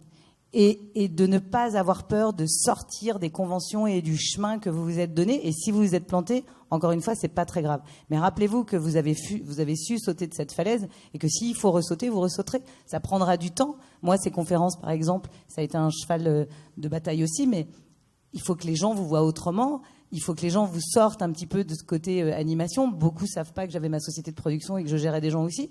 Mais encore une fois, ça marche au bout d'un moment. Il a raison, Philippe, en fait. Ça marche. Ça demande du temps et de la patience, mais ça marche. En même temps, on parle à des guerriers, là. Hein. Franchement, c'est des warriors. Enfin, créer une entreprise, c'est exactement mener une aventure. Mais c'est même complètement inconscient. Mais exactement. C'est donc... on parle à des guerriers déjà. Ouais, c'est ce que j'allais dire. On parle déjà à des gens qui sont rompus à cet exercice. Bah ouais, non, c'est mais qui peuvent être seuls aussi. Qui ont osé, mais qui peuvent être seuls aussi. Ouais. Et donc c'est important de dire que voilà, moi j'ai fait un burn-out, personne l'a su, et la première chose que j'ai ressentie, c'est la honte et la gêne. Mais parce que d'abord je me suis dit mais t'es pas dépressive, toi, t'as jamais été dépressive, etc. Machin. Donc vraiment ça a mis du temps en fait à cheminer. Et j'ai été aidée, j'ai été épaulée, d'abord par la famille, effectivement, mais quand Philippe dit il faut parler, oui, il faut parler, c'est le plus important, c'est de communiquer et de ne pas avoir honte et de ne pas avoir de gêne. Et tous ceux-là qui se disent « Non, ça va, moi, tout va bien », venez me voir après. C'est quand j'avais une chronique au magazine de la santé pendant 6 ans et on avait mené une enquête, on avait été voir les personnes en fin de vie et on leur a posé la question « C'est quoi votre plus gros regret ?» Et à plus de 85%, les gens ont répondu « J'ai pas réalisé mon rêve ». Et donc, c'est ces gens-là qui partent une nouvelle fois, avec la fameuse phrase qui disent « Merde, si j'avais su, quoi ». Cette phrase à la con que tout le monde dit, putain, je suis parti dans les gros mots, moi. Mais parce que c'est mon enthousiasme. J'ai plus jamais envie de dire cette phrase « Merde, si j'avais su ». Pas de regret. Ah mais non, mais jamais. Non, mais il vaut mieux d'ailleurs avoir des remords que des regrets. Hein. Vaut mieux tenter à chaque fois. C'est la différence entre le remords et le regret. Non, mais vaut mieux faire et regretter évidemment. Que pas faire et rester frustré. Donc vaut mieux avoir des regrets que des remords. Exactement. C'est la Je t'ai dit le contraire peut-être. Peu importe, mais non, mais c'est possible, on compris, en tout cas. C'est possible. Mieux vaut faire et échouer plutôt que de ne pas faire du tout et de ronronner dans son coin. Et d'ailleurs, vous êtes un peu, j'imagine, ou je ne sais pas, mais si vous n'aviez pas changé de vie, si vous ne vous seriez pas réinventé, qui seriez-vous? Oh bah là, il n'y a pas de réponse, là. Honnêtement, je n'ai pas de réponse. Moi, je serais une vieille Cendrillon dégueulasse, je crois. Ouais, puis alors, je sais pas, je serais peut-être, si j'avais pas eu l'accident, je serais peut-être encore ouvrier métallurgiste, j'aurais mal au dos et je serais peut-être déjà en arrêt de travail depuis longtemps parce que je serais usé, mais non, j'ai pas la réponse à ça. C'est peut-être parce que j'ai eu cet accident, que j'ai rebondi au bout de tant d'années, que je suis devenu le personnage que je suis devenu aujourd'hui, mais j'ai pas la réponse si le Philippe, s'il avait encore des bras et des jambes, qu'est-ce qu'il serait devenu? J'en sais strictement rien.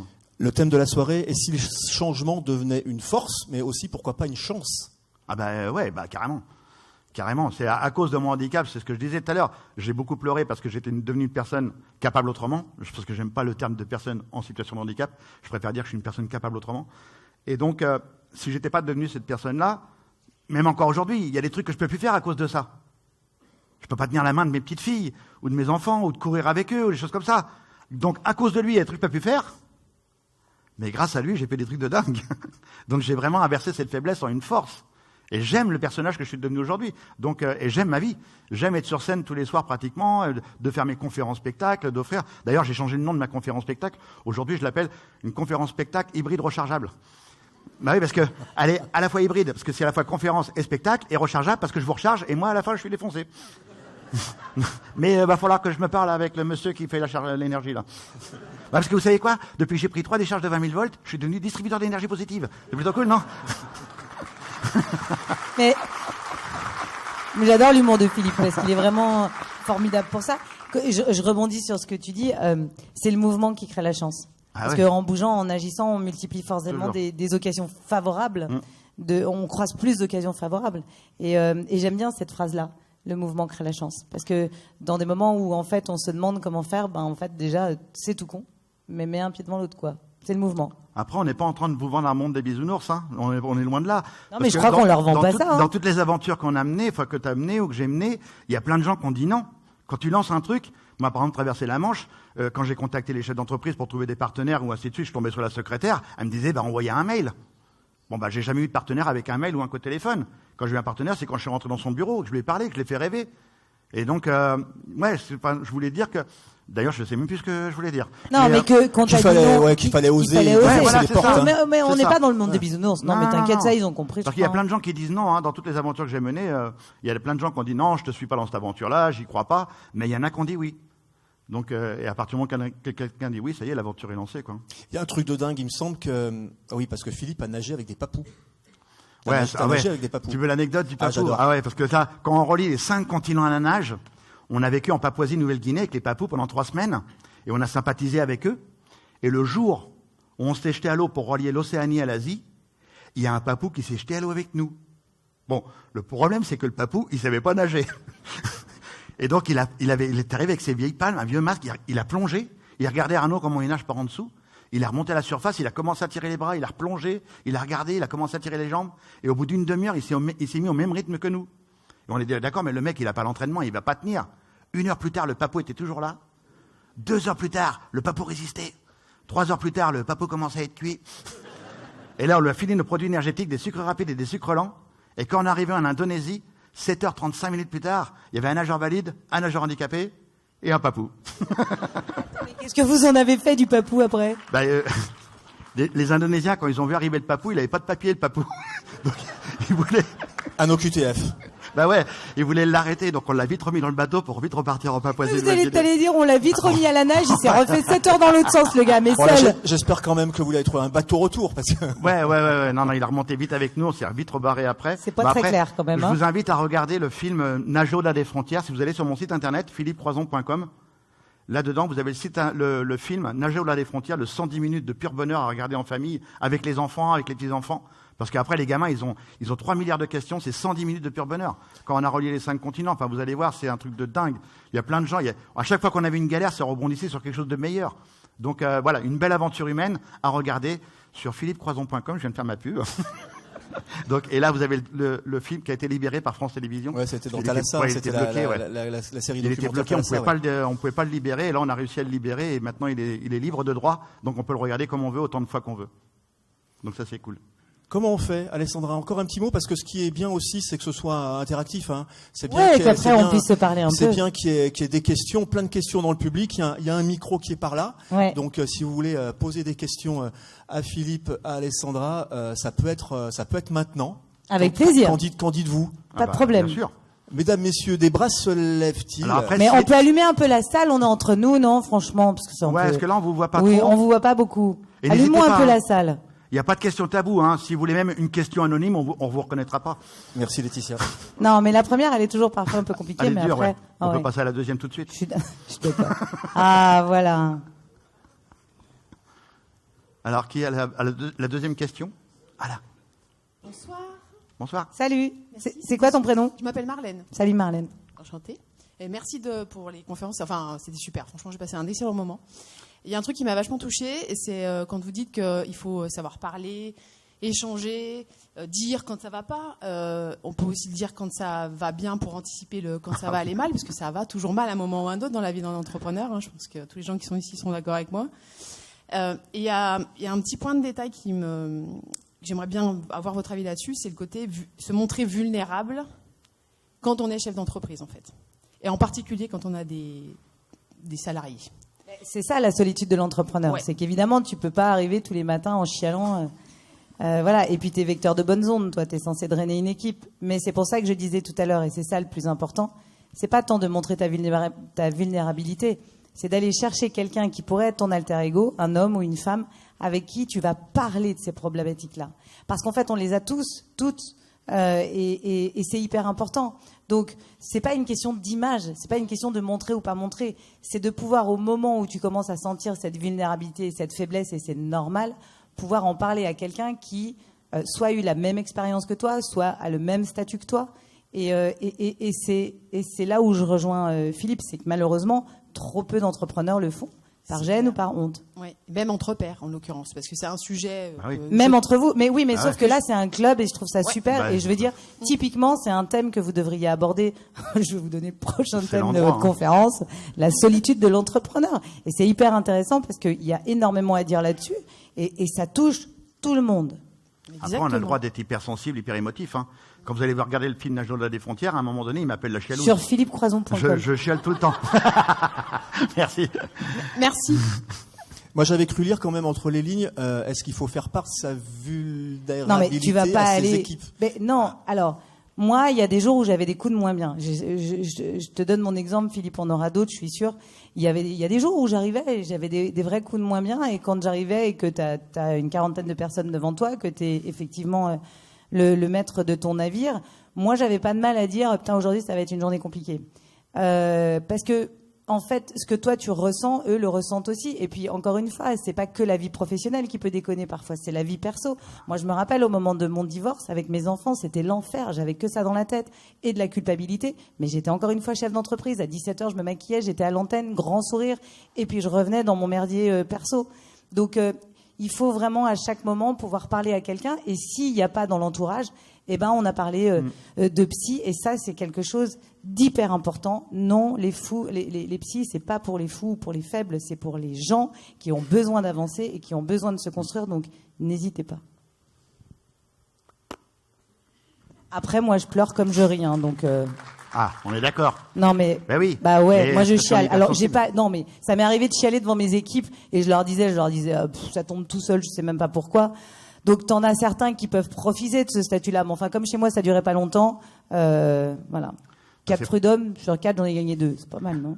Moi, c'est un peu pareil. Quand je sens que je vais pas trop bien, je mets la musique Le Monde est Stone de Starmania, je pleure comme une Oh madeleine. la vache. Ouais. Ah, mais c'est ça m'aide. pire. Ah, mais ça m'aide. Ah, mais ça m'aide un truc de dingue parce que je vide. Et après, je mets la compagnie créole.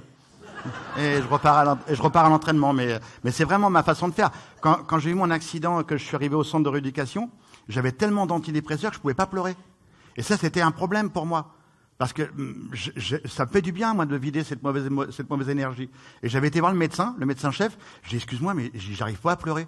Tu peux réduire les doses? Et le mec, il me dit, on m'a jamais demandé ça. Et il a réduit au fur et à mesure. Et un jour, j'ai craqué dans ma chambre, j'ai pleuré, j'ai crié, j'ai hurlé. Je suis retourné le voir, j'ai dit, c'est bon, tu peux remettre la dose. Mais voilà, mais j'ai besoin, moi, c'est vraiment un besoin viscéral au fond de moi, quand ça va pas bien, de vider cette mauvaise énergie, de pas la garder en moi, et de pleurer, de parler, même d'aller voir Susanna ou d'aller voir un membre de l'équipe et de dire voilà, là tu vois aujourd'hui je vais pas bien, que je vous l'ai dit tout à l'heure. Quand j'allais pas bien, c'était mon équipe qui me remontait le moral. Et quand mon équipe n'allait pas bien, c'est moi qui remontais le moral. Bon, c'était plus moi qui remontais le moral de l'équipe, mais bon, parce que voilà, il faut un leader, mais c'est vraiment ma façon de faire. Moi, c'est dans ma nature, quoi. Un leader et de l'optimisme. Ah bah, je suis né optimiste et je fais partie de la Ligue des optimistes de France. D'ailleurs, si vous voulez venir nous rejoindre, vous pouvez. Hein. Il y a une ligue qui existe, la Ligue des optimistes de France. Donc, j'ai dit tout à l'heure, je suis né comme ça, je suis né optimiste et j'aime le partager. Je sais pas, j'avais ramené un dessin, je sais pas s'ils l'ont téléchargé le dessin en régie, je sais pas si vous l'avez. Vous l'avez pas? Si? Ah, vous l'avez pas? Bah, je l'explique. Parce que le dessin, il est trop drôle. C'est quand j'ai traversé la Manche à la nage, il y a un dessinateur humoristique qui s'est foutu de ma gueule. Il a dessiné, il y a un mec qui a traversé la Manche sans bras et sans jambes, et on voit un petit bonhomme au-dessus de l'eau qui nage, il a pas de bras et pas de jambes, et là, il y a un énorme requin qui arrive par en dessous, et le requin, il regarde, il dit, oh merde, c'est vraiment la crise. Pas de C'est 4 drôle. heures. Et le dessinateur, c'est Large. Et je l'ai appelé, il a cru que j'allais l'engueuler. Je dis, mec, ton dessin m'a fait pleurer, mais de rire, quoi. Et depuis, on est devenus amis avec Large. Et après, les dessinateurs, les humoristes, tout le monde s'est foutu un peu de ma gueule. Il y a un autre dessin que j'aime bien, je le raconte. Après, j'arrête. C'est quand on a traversé le détroit de Bering dans une eau à 0 degré, entre l'Alaska et la Sibérie. Il y a un dessinateur qui a fait un iceberg. Vous savez, un petit bloc de glace qui flotte, là. Et dessus, il a dessiné un animal. Bon, d'accord, il a dessiné un manchot. Et moi, j'arrive en nageant, comme ça. J'arrive en nageant, et le manchot, il me regarde, il fait respect. Et ça, c'est bon.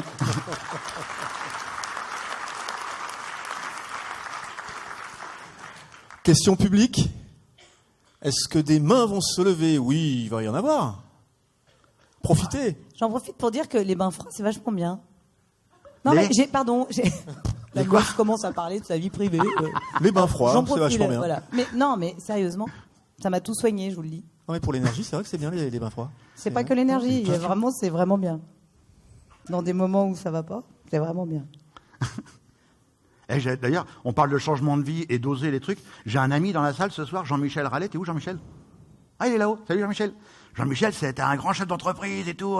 Il a gagné plein de sous. D'ailleurs, il m'en a donné un petit peu. Et il a changé carrément de vie maintenant. Il a écrit un one-man show. Il est sur scène à Lyon et ainsi de suite. Voilà C'est comment un on se truc de fou. réinvente. Il a tout changé. Jean-Michel Rallet. Et vous tapez sur Internet Jean-Michel Rallet et vous allez le voir à son spectacle. Alors, on à tape Lyon. Jean-Michel Rallet après Ouais. philippecroison.com. Voilà. Bah, Jean-Michel, peut-être un jour on peut t'accueillir ici. Oui, carrément. Non, Ouais, mais comme une quoi, question. les reconversions, c'est Ah, là-bas. hyper intéressant parce que On a une question non là-bas. seulement c'est possible, mais Mais faut ouais. s'écouter. Ouais. Il a fait ce que t'as dit. Il Non, à un mais moment je donné, il a sais, dit je sais, j'en ai mais ras le c'est pour bol, ça que c'est c'est pas ma chouette. life. Ma life, c'est j'ai envie d'être sur scène et de partager avec les gens. Et il l'a fait. Et aujourd'hui, il est heureux. Il est pas malheureux à faire des maths et des machins et à compter tous ses sous. Pardon. Madame, dans la salle. Oui, bonsoir. C'est quoi votre prénom? Emeline. Salut Émilie. Emeline. Salut. Moi, j'ai une question parce que tous les deux, vous avez fait beaucoup de sport en fait et vous continuez à en faire. Et vous n'avez pas parlé de l'impact du sport sur votre mental, sur votre vie. Mais j'aimerais bien que vous en disiez un petit peu plus. Ouais. Alors, juste, moi, avant de faire du sport, je prenais une tonne de médicaments. J'avais un médicament parce que j'avais mal au dos, parce que j'étais dans mon canapé, je regardais la télé, donc j'avais super mal au dos parce que j'étais pas musclé et j'étais gros. Et vu que j'avais mal au dos, je prenais un médicament. Ce médicament pour le mal de dos me donnait un mal au ventre, donc je prenais un médicament pour le mal de ventre. Et je prenais un médicament pour dormir, et je prenais un médicament pour la douleur. Je prenais une tonne de médicaments. Et à partir du moment où j'ai fait du sport, je prends 0 médicament. Ça n'existe plus. Mais vraiment. Et même l'hiver, je suis pas malade parce qu'on fait du sport, on s'entretient. Donc, il n'y a plus de médicaments. Et mon cerveau va bien. Il est oxygéné. Vous savez, 30 minutes de sport le matin, c'est juste une merveille pour le cerveau. Hein. Vous l'oxygénez et après vous passez une journée, mais de dingue. Et surtout, vous n'allumez pas BFM TV. Oui, mais c'est une super bonne question. Alors, l'aborder, en fait, c'est un tout petit peu parfois fragile parce que tous ceux qui n'en font pas se diront, bah, finalement, alors moi, j'y arriverai pas. Mais le sport, c'est un cadre, ça donne un cadre dans la vie et c'est un vrai dépassement de soi au sens propre. Alors moi, j'ai fait du sport-études longtemps dans ce classique, donc c'était tellement militaire et tellement discipliné que j'ai gardé ce truc-là. Et malheureusement, quand je veux pas faire de sport, mon corps veut faire du sport. Mais pourquoi je dis ça? Parce que Philippe a tellement raison. À l'époque où j'avais ma quotidienne, c'est à vous, j'étais à la radio en quotidienne aussi, et j'avais déjà ma première fille. Si j'avais pas eu le sport, je serais tombée raide. Je bois pas, je me drogue pas, donc en fait, j'avais aucun moyen de tricher quelque part. Et en fait, je m'obligeais, alors qu'il y a des jours j'étais vraiment fatiguée, à faire 1 heure de sport. Et parfois, je commençais par courir et je finissais par marcher. Mais c'est important parce que c'est effectivement... Le sport, c'est pas fait pour maigrir. Hein. Le sport, c'est fait pour s'oxygéner, en fait. Et c'est pour ça que je rejoins Philippe. C'est que c'est hyper important d'avoir cette notion-là. Quand on veut développer des idées en entreprise, quand on veut créer, la seule façon de le faire à un moment donné, c'est de s'échapper. Et le sport est une façon de pouvoir s'échapper. Mais oui, et j'ai eu ça longtemps et je le garde et j'adore. Et c'est marrant parce que je m'étais arrêtée de courir il y a quelques années et j'ai repris la course récemment. Je me suis rendu compte que c'était... Non, c'est vrai, Non, je faisais pas plein moi, de mais- sport. Non. Pardon. J'ai parcouru, Il mais est con, pardon. ce Philippe. Non, t'as parcouru depuis longtemps. Oui. Mais voilà, et maintenant je me suis mis des petits objectifs, je me suis téléchargé Stravia et j'adore. Et en fait, c'est tout bête. Hein. On commence par 3, puis on fait 6, puis on fait 10, puis on se dit tiens, je vais faire la course, tiens, je vais faire My Cycle 6 et 20 bornes, tiens, je vais faire... Et en fait, on se retrouve dans des trucs délirants. Donc, moi, je crois que c'est même essentiel à nos vies. C'est exactement comme la nutrition. Je finirai là-dessus. Encore une fois, c'est pas pour faire la chieuse, mais il y a beaucoup de gens à l'époque qui me disaient, mais comment tu tiens? Bah, en fait, je mange hyper bien. J'allais acheter un morceau de viande ou un œuf, ou en tout cas, je mangeais de la prot. Je faisais attention à ce que je mangeais, mais pas pour pas maigrir. Moi, je suis fan de McDo, je suis fan de Coca, je suis fan de sneakers, je fume des clopes. Enfin, vraiment, pour le coup. Mais il y a des jours où ça marche pas, ça. Donc, du coup, ben, c'est ma petite récompense. Par exemple, tous les matins, je prenais du Nesquik. J'ai dû arrêter. J'ai dû arrêter parce que j'ai un problème avec le Nesquik, mais du coup, je le prends le week-end. Bon, bah voilà. Mais oui, un cadre de vie, c'est essentiel pour avancer. C'est ton carburant. Non, mais évidemment, il ne faudra pas faire une conférence médicale, mais pour avoir la santé au sens global... Si, mais ça fait partie du mental, c'est une très bonne question. La santé au sens large, la santé mentale et la santé physique, ça passe par de l'activité physique, soit de la performance, mais ou de l'activité modérée. Ouais, après, la performance, quand on est athlète de haut niveau, après, aujourd'hui, je suis explosé, hein, j'ai les vertèbres cervicales qui sont mortes, les 2 épaules sont mortes. Ouais, mais parce que tu as poussé des gros challenges. J'étais trop loin dans le délire du sport de haut niveau. Enfin, tout sportif de haut niveau, à la fin de sa carrière, il est cuit, il est mort. Hein. Tout est usé, les rotules, les machins, tout est flingué. Mais, tiens, d'ailleurs. C'est faire 30 minutes de sport, juste 30 minutes le matin. Et je pense à un truc, parce que c'est une très bonne question. J'ai produit 2 documentaires pour Netflix, un avec Antoine Griezmann et un avec Tony Parker. Ça me tenait à cœur. Et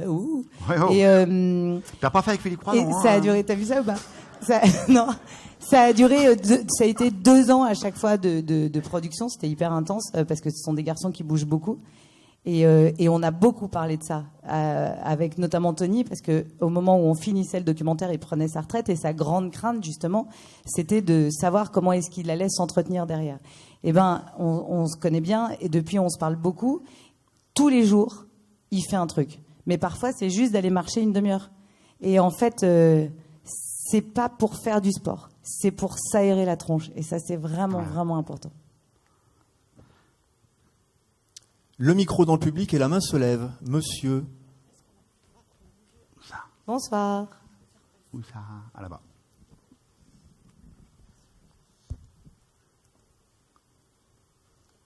Bonsoir. C'est quoi ton votre prénom? Je m'appelle Jean-Daniel. Salut Jean-Daniel. On le dit, je veux dire, le discours du changement et de la manière de se réinventer, c'est quelque chose qui devient de plus en plus à la mode et qu'on entend de plus en plus et qu'on est prêt à entendre et à plus en plus écouter. Moi, je voudrais savoir votre avis sur quelle est la limite à ce changement, et finalement, est-ce que le fait d'avoir l'envie de systématiquement changer peut devenir une faiblesse de fait de manque d'engagement ou de volatilité par rapport à je vais changer, voilà, je voulais savoir quel est votre avis là-dessus. Est-ce que justement ce trop de changement n'apporte pas des limites à l'instabilité? Ah bah non, mais là je te laisse répondre, j'ai pas tout compris. Donc c'est vrai qu'elle est bien bonne, la question. Pardon, je déconne. Je comprends 1000 fois ta question, parce qu'à chaque fois que j'ai bougé, que ce soit bouger d'M6 alors que je présentais L'amour est dans le pré, pour aller sur France 5, bouger de France 5 alors que j'avais C'est à vous pour aller dans rien, parce qu'en fait j'avais envie de m'arrêter une année, et puis comme ça ainsi de suite, on me l'a tout le temps dit. Mais tu sais pas te poser, et puis alors en plus j'ai divorcé 2 fois, donc du coup c'était vraiment la double peine, quoi. Mais moi, je crois que cette question ne va nulle part à partir du moment où toi, tu décides. Et que la question que tu poses, c'est le regard des autres. C'est à quel moment ça a un impact sur moi. Est-ce que le challenge que j'ai envie de m'offrir est plus important que ce que les autres vont penser de moi? Oui. Tu t'engages de la même façon. Quand je fais C'est à vous 4 ans, j'installe une émission, on passe de 45 000 à 1 million de personnes. Je suis désolée, mais le job, il est fait. Et pourtant, ça a pris 4 ans. Point barre. J'ai le droit de passer à autre chose. Donc, tu comprends ce que je veux dire? Oui, bien sûr. Je ne crois pas que ce soit une question d'engagement. Je crois que c'est une question d'envie. Et qu'à partir du moment où, par exemple, moi j'ai mis beaucoup de temps à trouver le métier que je voulais faire, et il m'est presque un peu tombé dessus par hasard. Mais de 19 ans à 25 ans, je ne savais absolument pas ce que je voulais faire. Donc j'ai fait plein de jobs différents. J'ai été au Club Med, j'ai été hôtesse, j'ai vendu des appartements à New York. Franchement, je te jure, j'ai été assistante surf en Afrique du Sud. Enfin, des trucs n'importe quoi. Mais je m'en fichais parce que c'était mon chemin à moi, en fait, finalement, tu vois. Et que, oui, quand je revenais en France, auprès de mes amis, on me disait, mais tu vas pas y arriver comme ça, tu vas pas gagner ta vie comme ça, etc. Donc, l'engagement, c'est la foi que tu mets, toi, à développer un projet. Regarde, pourquoi on connaît toutes les startups aujourd'hui? Le principe des startups, c'est des sociétés éphémères, entre guillemets. Ben, ça veut pas dire qu'ils sont pas engagés. Ça veut juste dire qu'en fait, si tu as une bonne idée, vas-y. Et puis, si elle dure que 2 ans, c'est pas grave. Et même si elle dure que 6 mois, on s'en fout. Le principal, c'est que toi, tu trouves la motivation à le faire.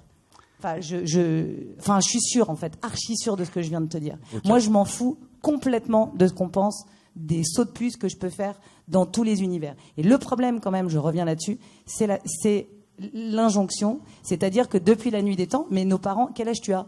J'ai 39 ans. Ok, bah voilà. Donc, nos parents, nos grands-parents, nos arrière-grands-parents avaient un mode de vie comme celui-ci, c'est-à-dire on choisit un travail, on se marie, on fait des enfants. Et donc, ta réflexion, elle vient simplement aussi d'un modèle qui est quand même archaïque et qui n'est plus le cas aujourd'hui parce que nos jeunes ne feront plus ça. Et je pense que justement, il y aura de plus en plus de sauts de puce. Donc, je ne dis pas que c'est bien ou pas bien, c'est pas à moi d'en juger. Je dis juste que de toute façon, ça bougera. Non, mais je complète la chose. Je pense j'ai pile l'âge d'une génération qui est entre ces deux, justement. Ah bah t'as le cul entre deux chaises, toi. Parce que moi, j'ai l'éducation que j'ai reçue qui est assez oui. dans la stabilité, dans une période... La normalité. La normalité, voilà. Et je suis quand même sensible aussi au discours un petit peu nouveau qu'on attend justement de changement et tout ça. Donc c'est là où je voulais avoir... Mais on l'attend pas. Moi j'ai 49 ans, je crois juste qu'on l'assume plus, c'est tout. Oui, mais, bien sûr. Mais vas-y, fais-toi plaisir. On ose, surtout on ose tout, quoi. C'est la fameuse phrase d'Audiard. Hein, on fait n'importe quoi. Hein, tout le monde se rappelle de la phrase d'Audiard, les cons ça ose tout, c'est à ça qu'on les reconnaît, mais franchement, on ose tout et franchement, quand je mène un objectif, je m'éparpille pas dans 3000 objectifs. J'ai un objectif, la traversée de la Manche, relier les 5 continents, ou un autre objectif, bah, c'est cet objectif-là. Après, vous l'avez compris, je suis très sérieux dans mes aventures, donc je vais m'entraîner comme un dingue, physiquement, et après, il y en a un autre, et ainsi de suite. Mais par contre, dès qu'il y a une connerie à faire, je suis pas très loin quand même. Mais t'es engagé, même si c'est un temps, quoi. C'est pas une question d'engagement, c'est une question d'envie. Exactement. Ouais, bien sûr, non, mais c'est intéressant d'avoir votre point de vue là-dessus. C'est ce que je pensais un peu aussi, mais des fois, on peut se poser cette question-là. Ne doute pas. Okay.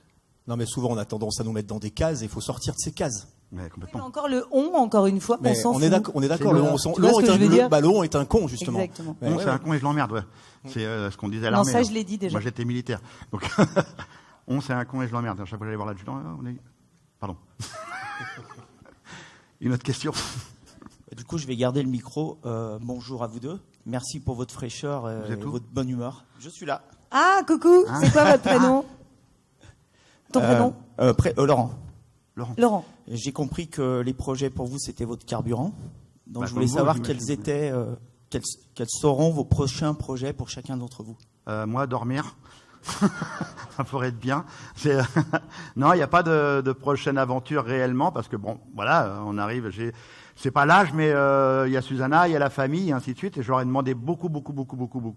Et je peux plus trop leur demander. Aujourd'hui, ma chérie, elle a trouvé son parcours de vie. Donc maintenant, elle a aquaponé, elle fait de l'anglais, elle fait de la chorale, elle fait... Aquaponé ? Non, je déconne, c'est qu'elle fait de l'aquagym. Excuse-moi, parce que comme tout est possible, j'ai fait putain, ils ont pas mis des poneys dans une piscine. Elle a écrit un livre qui s'appelle Ma vie pour deux, dans l'ombre des héros, une femme, où elle avait besoin d'avoir un exutoire parce que je lui ai demandé énormément. Je vais peut-être passer sur un autre sujet, mais pareil, vous, les chefs d'entreprise, que ce soit hommes ou femmes, très souvent, ceux qui nous entourent, on fait plus attention à eux, quoi. On est tellement la tête dans le guidon qu'on oublie ceux qui sont autour de nous. Et Susanna, plus je lui en demandais, plus elle me disait oui par amour. Et je me rendais pas compte qu'elle était en train de se détruire par elle-même. Elle avait négligé sa santé, elle était complètement à l'ouest, à s'occuper des enfants, à s'occuper de moi, à m'emmener à la piscine. Je vais vous faire causer cette énergie encore. Elle allait faire les quelques heures de ménage, à rentrer à la maison, on avait des pâtes pour bouffer. Enfin, c'était dur. Et moi, je me rendais pas compte qu'elle était en train de sombrer. Et quelques années plus tard, elle est venue me voir, elle m'a dit, chérie, faut que j'écrive un livre sur ce qu'on a vécu. Ouais, d'accord, ok, j'ai autre chose à faire, moi je suis en train de faire mes conférences. Elle est venue une autre fois, elle dit, chérie, faut que j'écrive vraiment un livre, là, j'ai vraiment besoin. Et c'est vrai que notre couple était en train de partir en sucette, mais grave. Et un jour, elle est venue avec un coup de poing sur la table, elle dit, faut que j'écrive un livre. Je dis, d'accord. J'ai appelé mon éditeur, Artaud, et je dis, voilà, il y a Susanna qui veut faire un livre. Et mon éditrice, elle est complètement folle, ouais, génial, Susanna, et tout, c'est trop bien, et tout. Et là, Susanna m'a regardé, elle m'a dit, j'ai carte blanche. Et je dis, oui. Elle a écrit son livre, je vous jure, et quand j'ai lu le truc, je dis, ah ouais, quand même, la vache. Et par amour, elle a dit, si tu veux, je peux édulcorer des trucs. Je dis, non, t'édulcores rien du tout. Et on a envoyé le bouquin à l'éditrice. Et l'éditrice, chez Artaud, elle m'appelle, elle me dit, mais Philippe, on peut pas publier ça. Elle dit, faut que tu réagisses à la fin de chaque chapitre, parce que le livre de Susanna est tellement fort, tellement puissant sur les aidants, sur ceux qui n'existent pour personne à part ceux qu'ils aiment. Il dit, il faut que tu réagisses à la fin de chaque chapitre. Donc, quand vous lirez le livre de Susanna, Ma vie pour deux, dans l'ombre du héros, une femme, à la fin de chaque chapitre, il y a marqué mea culpa, mea culpa, mea culpa. Bon, il y a un peu plus, mais voilà, elle a eu besoin d'écrire ce livre. Et ce livre, il a été utile à la fois pour les aidants, mais aussi pour tous ceux qui vivent avec des personnes qui ont des objectifs à atteindre, et des fois qui sont à la ramasse derrière, qui sont à la rue, et qui n'arrivent plus à comprendre, et on ne fait plus attention à eux. Et ça, il faut vraiment faire attention.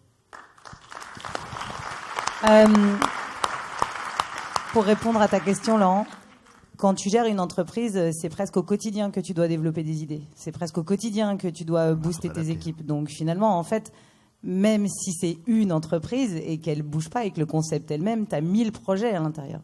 Donc la question, je te la renvoie. Comment tu es chef d'entreprise depuis combien de temps ? Je suis associé dans un cabinet d'expertise comptable je fais ce métier depuis 30 ans. Voilà. Alors, bon, putain, merde, c'est pas le bon exemple. Alors, comment un expert comptable se réinvente au quotidien ? On essaye de se réinventer avec la facture électronique. Tout à fait. Alors, depuis que j'ai Penny Lane, ça a changé ma life. Mais il n'y a pas que Penny. Oui, non, mais je sais, je rigole, mais bon, bah voilà, ça évolue. Mais tu vois ce que je veux dire. Le monde évolue. Moi, je travaille avec le boulier. Maintenant, on a un ordinateur. Avec le boulier ? Oui, parce que monsieur a 95 ans. Alors, non, mais en tout cas, on se dit pas chaque matin, je pense, oh, tiens, j'ai un nouveau projet. C'est une idée qui germe, et puis il faut jamais s'interdire de faire pousser cette plante-là. Voilà. Et en fait, les projets, ils viennent comme ça. De toute façon, une bonne idée, c'est d'abord dans ta tête, et ça peut aider des gens que vous connaissez autour de vous. Si quelqu'un vous fait part d'une idée, sachez qu'il l'a déjà beaucoup gambergée. Notre tête, elle est faite de 90% d'inconscient et de 10% de conscient.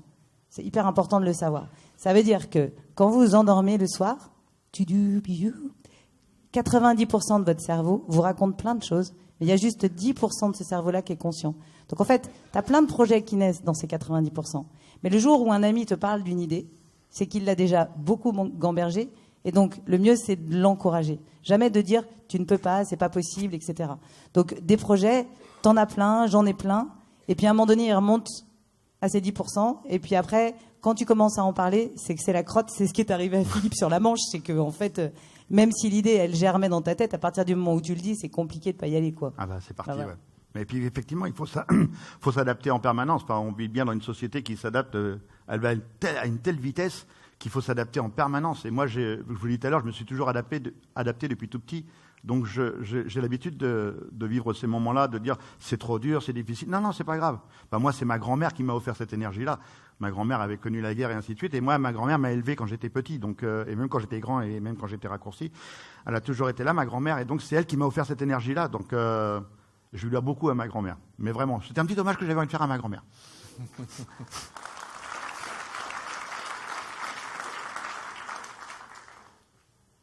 Y a-t-il d'autres questions tout en haut là-haut dans la salle, tout en haut, effectivement.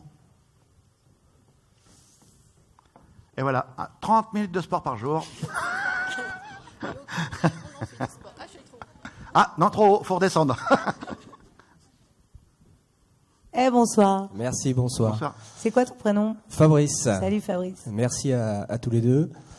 Question pour Alessandra. Concernant le burn-out, tout à l'heure, vous l'avez évoqué, c'est plutôt une conséquence. C'est après le parcours télé qui a déclenché la suite du parcours. C'est arrivé à quel moment et ça a généré quelle action ? En plein dedans.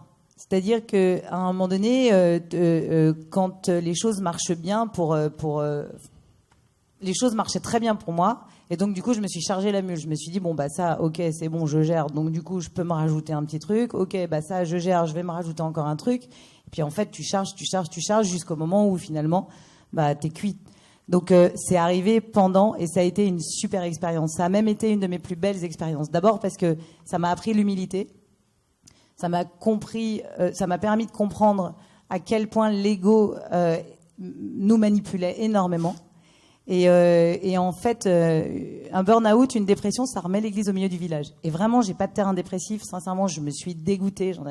J'avais horreur de moi de me voir dans cet état-là.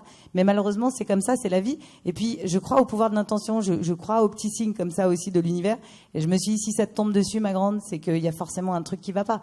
Et effectivement, on se relève. mais on se relève, on est beaucoup plus humble et on se relève, on a beaucoup moins d'ego et en fait la vie est beaucoup plus jolie. En revanche, pour répondre à la deuxième partie de ta question, c'est grâce à ce burn-out que je me suis posé beaucoup plus de questions et des questions saines. C'était plus des questions de challenge, d'être quelqu'un, d'être ambitieuse, d'y arriver à tout prix. C'était des questions de qu'est-ce que je veux en fait, qu'est-ce qui va me rendre profondément heureuse. Je dis pas qu'il faut en arriver là pour réfléchir à ça. Mais il n'empêche qu'il y a des déclencheurs comme ça dans la vie, donc tant mieux parce que c'est pas si grave un burn-out. Il y a des gens qui ont des problèmes de santé beaucoup plus graves à ce moment-là. Mais ça m'a permis de me poser les bonnes questions.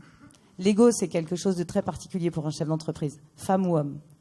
C'est beaucoup de chefs d'entreprise ont l'impression d'être des dieux tout-puissants parce qu'ils ont des gens qui travaillent pour eux. Et même si c'est les plus sympas en équipe, ils rentrent le soir, ils sont refaits. Ouais, je suis la guerrière, je suis le guerrier. Et allez, ping. Et quand tu prends cette gifle-là, t'es plus rien, t'es qu'une crotte. Et c'est important en fait, c'est important. Je crois que ça fait pas de mal à certains, ça m'a pas fait de mal non plus. Voilà, ça m'a fait du bien au final. Donc ça a été la... Merci. Ça a été quoi ? Non, c'est ce qui a permis d'avoir la nouvelle vision des nouveaux projets maintenant. Ça a été...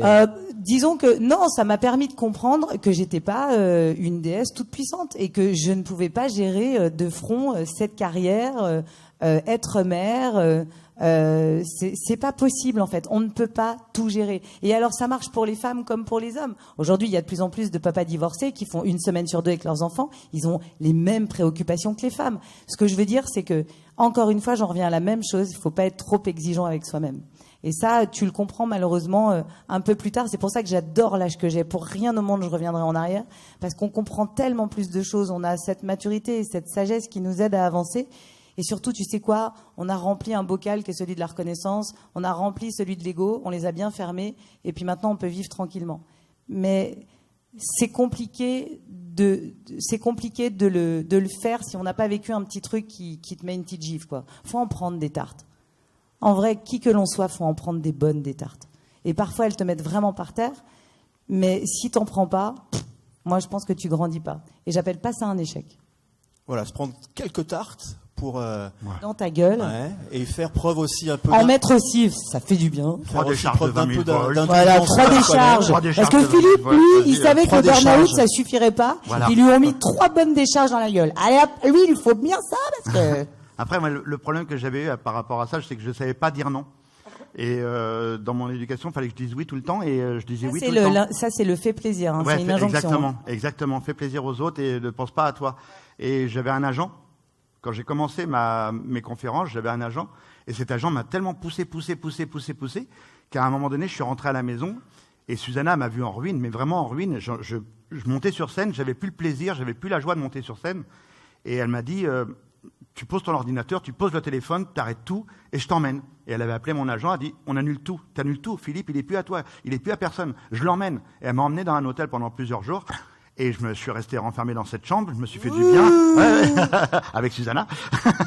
Et après, j'ai redemandé un coup de main à quelques personnes pour me remonter le cerveau et repartir de l'avant. Mais je disais ça parce que c'était quelqu'un qui me poussait trop loin dans mes trucs et je savais pas dire non. Donc j'ai appris à dire non, grâce encore une fois à un coup de main avec quelqu'un qui m'a aidé à apprendre à dire non, et ça fait vraiment du bien de dire non. Mais on pense souvent à tort que dire oui, c'est plus confortable, etc. Mais non, en fait. Et c'est important horrible de savoir dire non. Mais faites l'essai demain matin.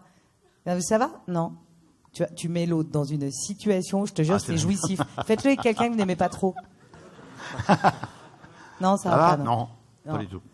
Ça met un froid. Ah bah là, il est dans la merde. Ah bah grave. Sinon, ça s'est bien passé cette soirée ? Non. Ouais. Tout à l'heure, je disais, je faisais partie de la Ligue des optimistes de France. Et la Ligue des optimistes de France, on a fait un truc sympa. On a été voir des gens qui vont bien. C'est-à-dire qu'ils ont une voiture, ils ont une famille, ils ont des boulots, les deux travaillent dans la famille, tout ça. Et on va les voir chez eux. Et on leur demande comment ça va. Et ils disent, oh, mais c'est génial. Ça va bien et tout. Enfin, j'ai ma baraque et tout. Enfin, ça roule. Ma vie est géniale et tout. Et on prend le même personnage, on le suit, et on va à la machine à café. Et entre-temps, il a écouté BFM TV, machin et tout, enfin toutes les informations négatives. Et il arrive à la machine café, il parle à ses collègues, et on prend le même personnage. Et on lui dit, alors, ça va ? Et là, il dit, ben non, mais la France, c'est foutu, monsieur. On va droit dans le mur. Mais que vont devenir mes enfants ? Ce même personnage qui est super optimiste tout seul, collectivement, il devient pessimiste. Et c'est juste un enfer. Et je pense que c'est une petite maladie chez nous, ça. C'est une petite maladie française. On est super pessimiste en groupe, collectivement, et individuellement, on est super optimiste. D'ailleurs, tous les chefs d'entreprise qui sont là sont très optimistes. Sinon, ils n'auraient jamais créé d'entreprise. Donc, c'est très timide, hein, l'applaudissement. Merci quand même. Y a-t-il encore, oui, là-bas, un bras se lève. Désolé, Philippe. Non mais, je t'en prie. Oh, la vanne. Vous avez vu la vanne qu'il vient de faire? Bonsoir. C'est moche. Bonsoir. Merci pour votre intervention, Nicolas. J'avais justement une question sur l'optimisme. Je pense que toute la salle est unanime pour dire que vous êtes des grands optimistes tout au long de votre vie et vos expériences respectives. Je voulais savoir comment vous réagissez quand vous êtes en face de gens qui sont au contraire très négatifs. C'est dur ça, mais je sais pas comment je réagis. Je garde toujours le smile, enfin le sourire, et je lui dis qu'il y a peut-être autre chose à mener dans la vie. Faire ce que je fais sur scène, c'est offrir mon énergie, c'est offrir mon optimisme et de dire que c'est jouable, quoi. On est tous propriétaires de notre vie, et de pas dire après merde si j'avais su. C'est la phrase la plus con du monde, et c'est cette phrase j'ai plus jamais envie de la dire. Donc c'est pour ça que je fais partie de la Ligue des optimistes de France, parce qu'on a envie de distribuer cette énergie positive, de dire après c'est pas le monde des bisounours, on le sait que c'est la merde. On sait que c'est le bordel, on sait qu'il y a des catastrophes, qu'il y a la guerre, qu'il y a pas mal de choses. Mais ça n'empêche pas qu'on peut quand même être heureux dans la vie. Et je pense que c'est un problème dans notre pays. Si on est heureux, on est mal vu. C'est un truc bizarre. C'est-à-dire que, ouais, putain, je suis super content, je vis un truc.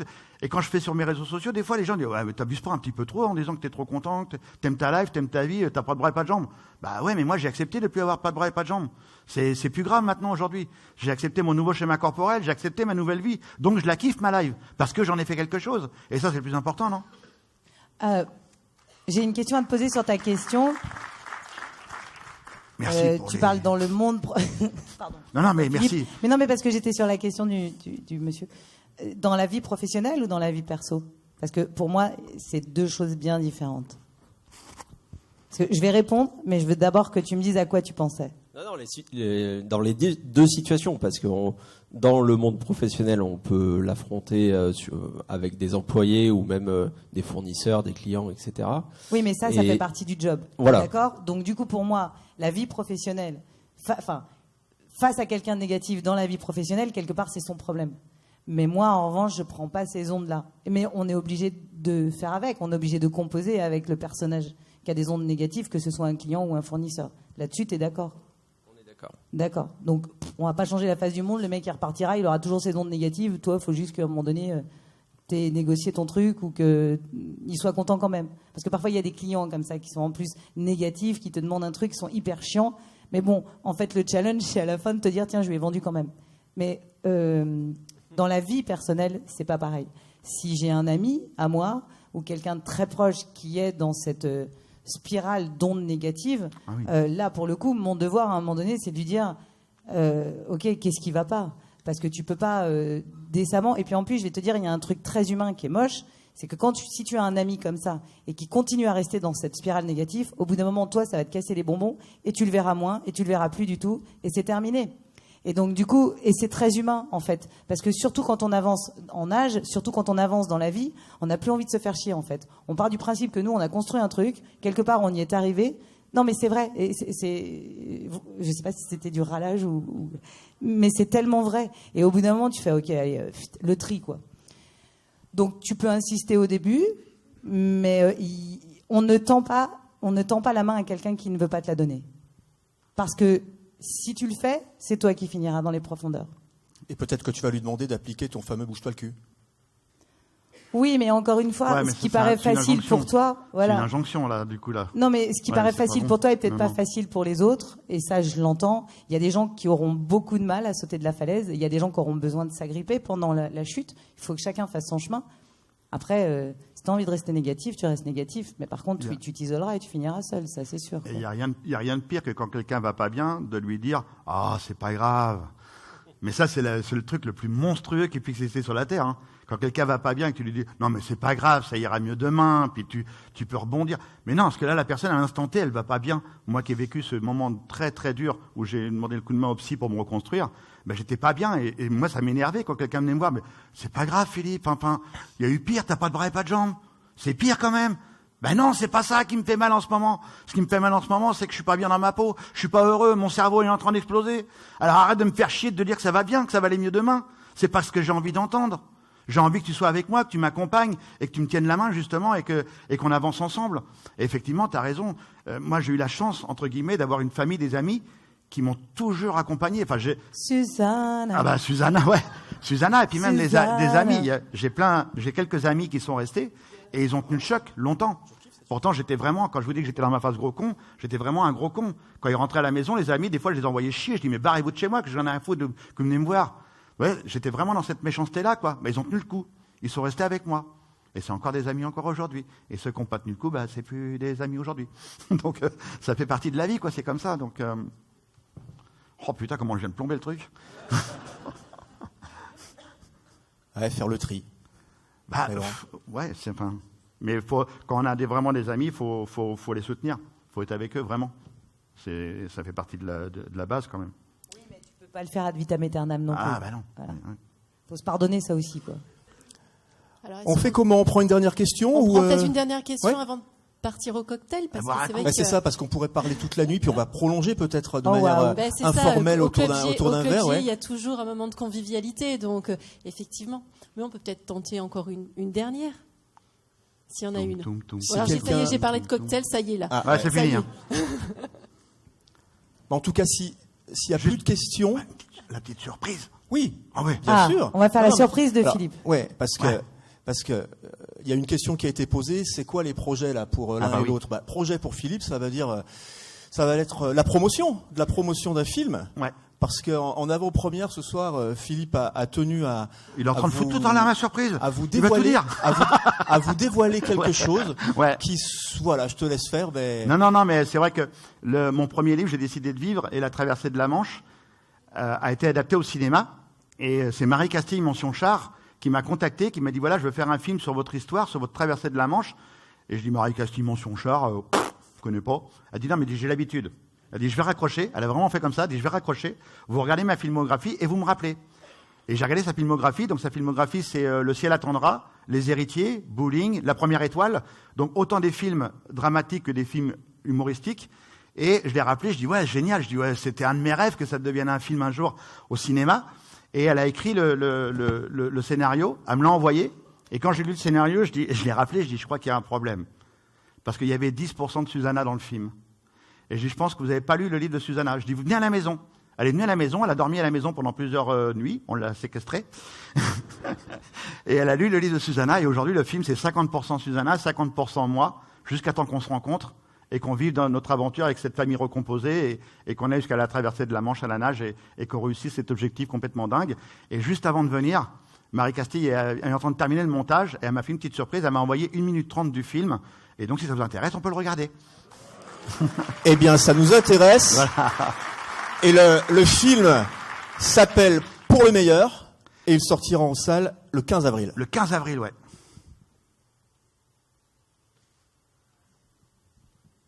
Sinon, je peux le faire en langue des signes.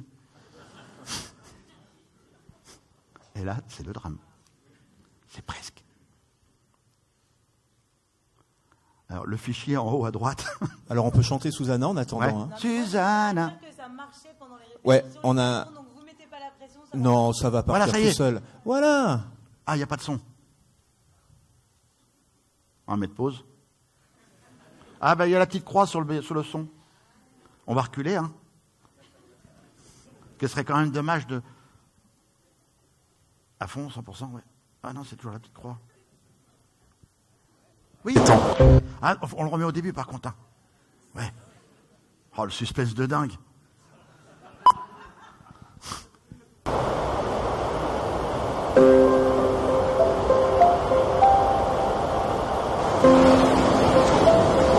Il y a 7 ans, 20 000 volts ont traversé le corps de haut en bas. Alors, Philippe Croison a pris une chute libre de 4500 mètres. Quel sera votre prochain exploit? La traversée de la Manche. Distance 34 km. Seuls 10% des concurrents réussissent la traversée, qui dure 16 heures en moyenne. On arrête là. Vous n'y arriverez pas, je vous dis. On va quand même pas s'arrêter avant d'avoir commencé, si. Mais regardez-le. Même s'il s'entraînait pendant des jours, il faudrait quoi, 4 ans? Et encore pour avoir une toute petite chance d'y arriver. 2 ans. On vous en donne 2. Accroche-toi bien. Top départ, 7h33, 0 GMT.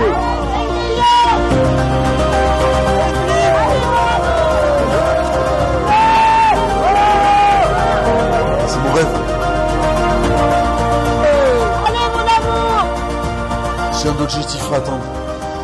Peut-être un peu fou, mais moi j'y crois.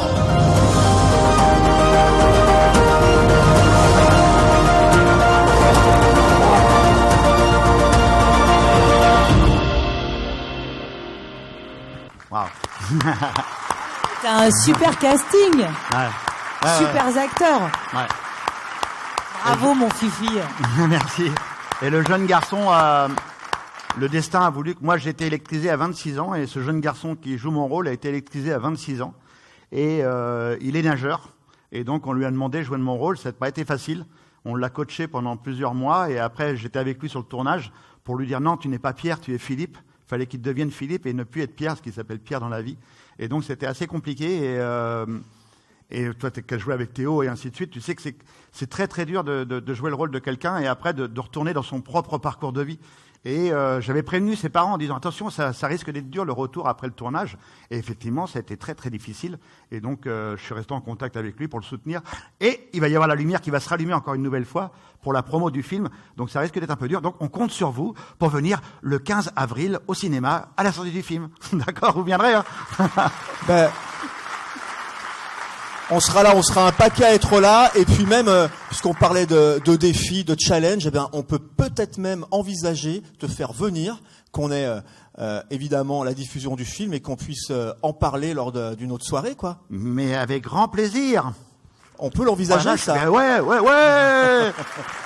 C'est un peu mou, hein. Attends, on va le refaire. Parce qu'on m'a dit le Club G, c'est des malades. À chaque fois que tu proposes un truc, ils tapent des pieds, des mains, ils se mettent debout, tu peux pas les retenir. Bon, on se fera une soirée entre nous avec Philippe et la projection du film. Non. On va mettre la brune qui pétille dans la boucle pour organiser ça. Ça va être bien. Qu'est-ce qu'on fait? On va se dire qu'on va aller boire un coup. Ce serait peut-être bien que... Moi, je voulais juste remercier... tout le monde de nous avoir écoutés. Merci aussi de votre temps à vous. Je voulais effectivement pour attends, à droite. Votre attention, ce que vous avez votre attention pour cette belle soirée, ces discours qui sont quand même plein d'optimisme, d'audace, c'est des bonnes vibes là qu'on a reçues ce soir. Et j'en profite pour dire, je sors mon premier roman le 22 janvier.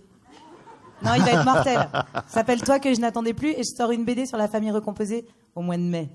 Voilà. Voilà. Des belles histoires de vie. Ok. Et si vous voulez peut-être Attends, on va peut-être faire un bout de photo, président, les partenaires, Laetitia peut-être aussi, parce que tu es quand même essentiel dans l'organisation de cette soirée. Donc voilà, s'il y a moyen de faire une photo, on rallume la lumière. Et puis, on se dit évidemment rendez-vous à l'année prochaine. Oui, parce que les soirées événements du Club J, on le voit le succès que l'on a ce soir. On vous remercie d'ailleurs d'être aussi nombreux. Et forcément, on aura nous aussi plein d'idées, puisque cette soirée, elle est faite également avec la commission événements. Et donc, on aura certainement d'autres idées pour l'année prochaine, avec de belles têtes d'affiche. Donc voilà. Grand merci à vous, grand merci au Club J. Merci le Club J, ouais. Et puis... je crois que c'est apéro maintenant, hein. Toujours. Moment de convivialité, hein, c'est sûr. Alors oui, il faut que j'aille à la photo, mais oui, moment de convivialité. Ne bougez pas, on fait une photo et on arrive.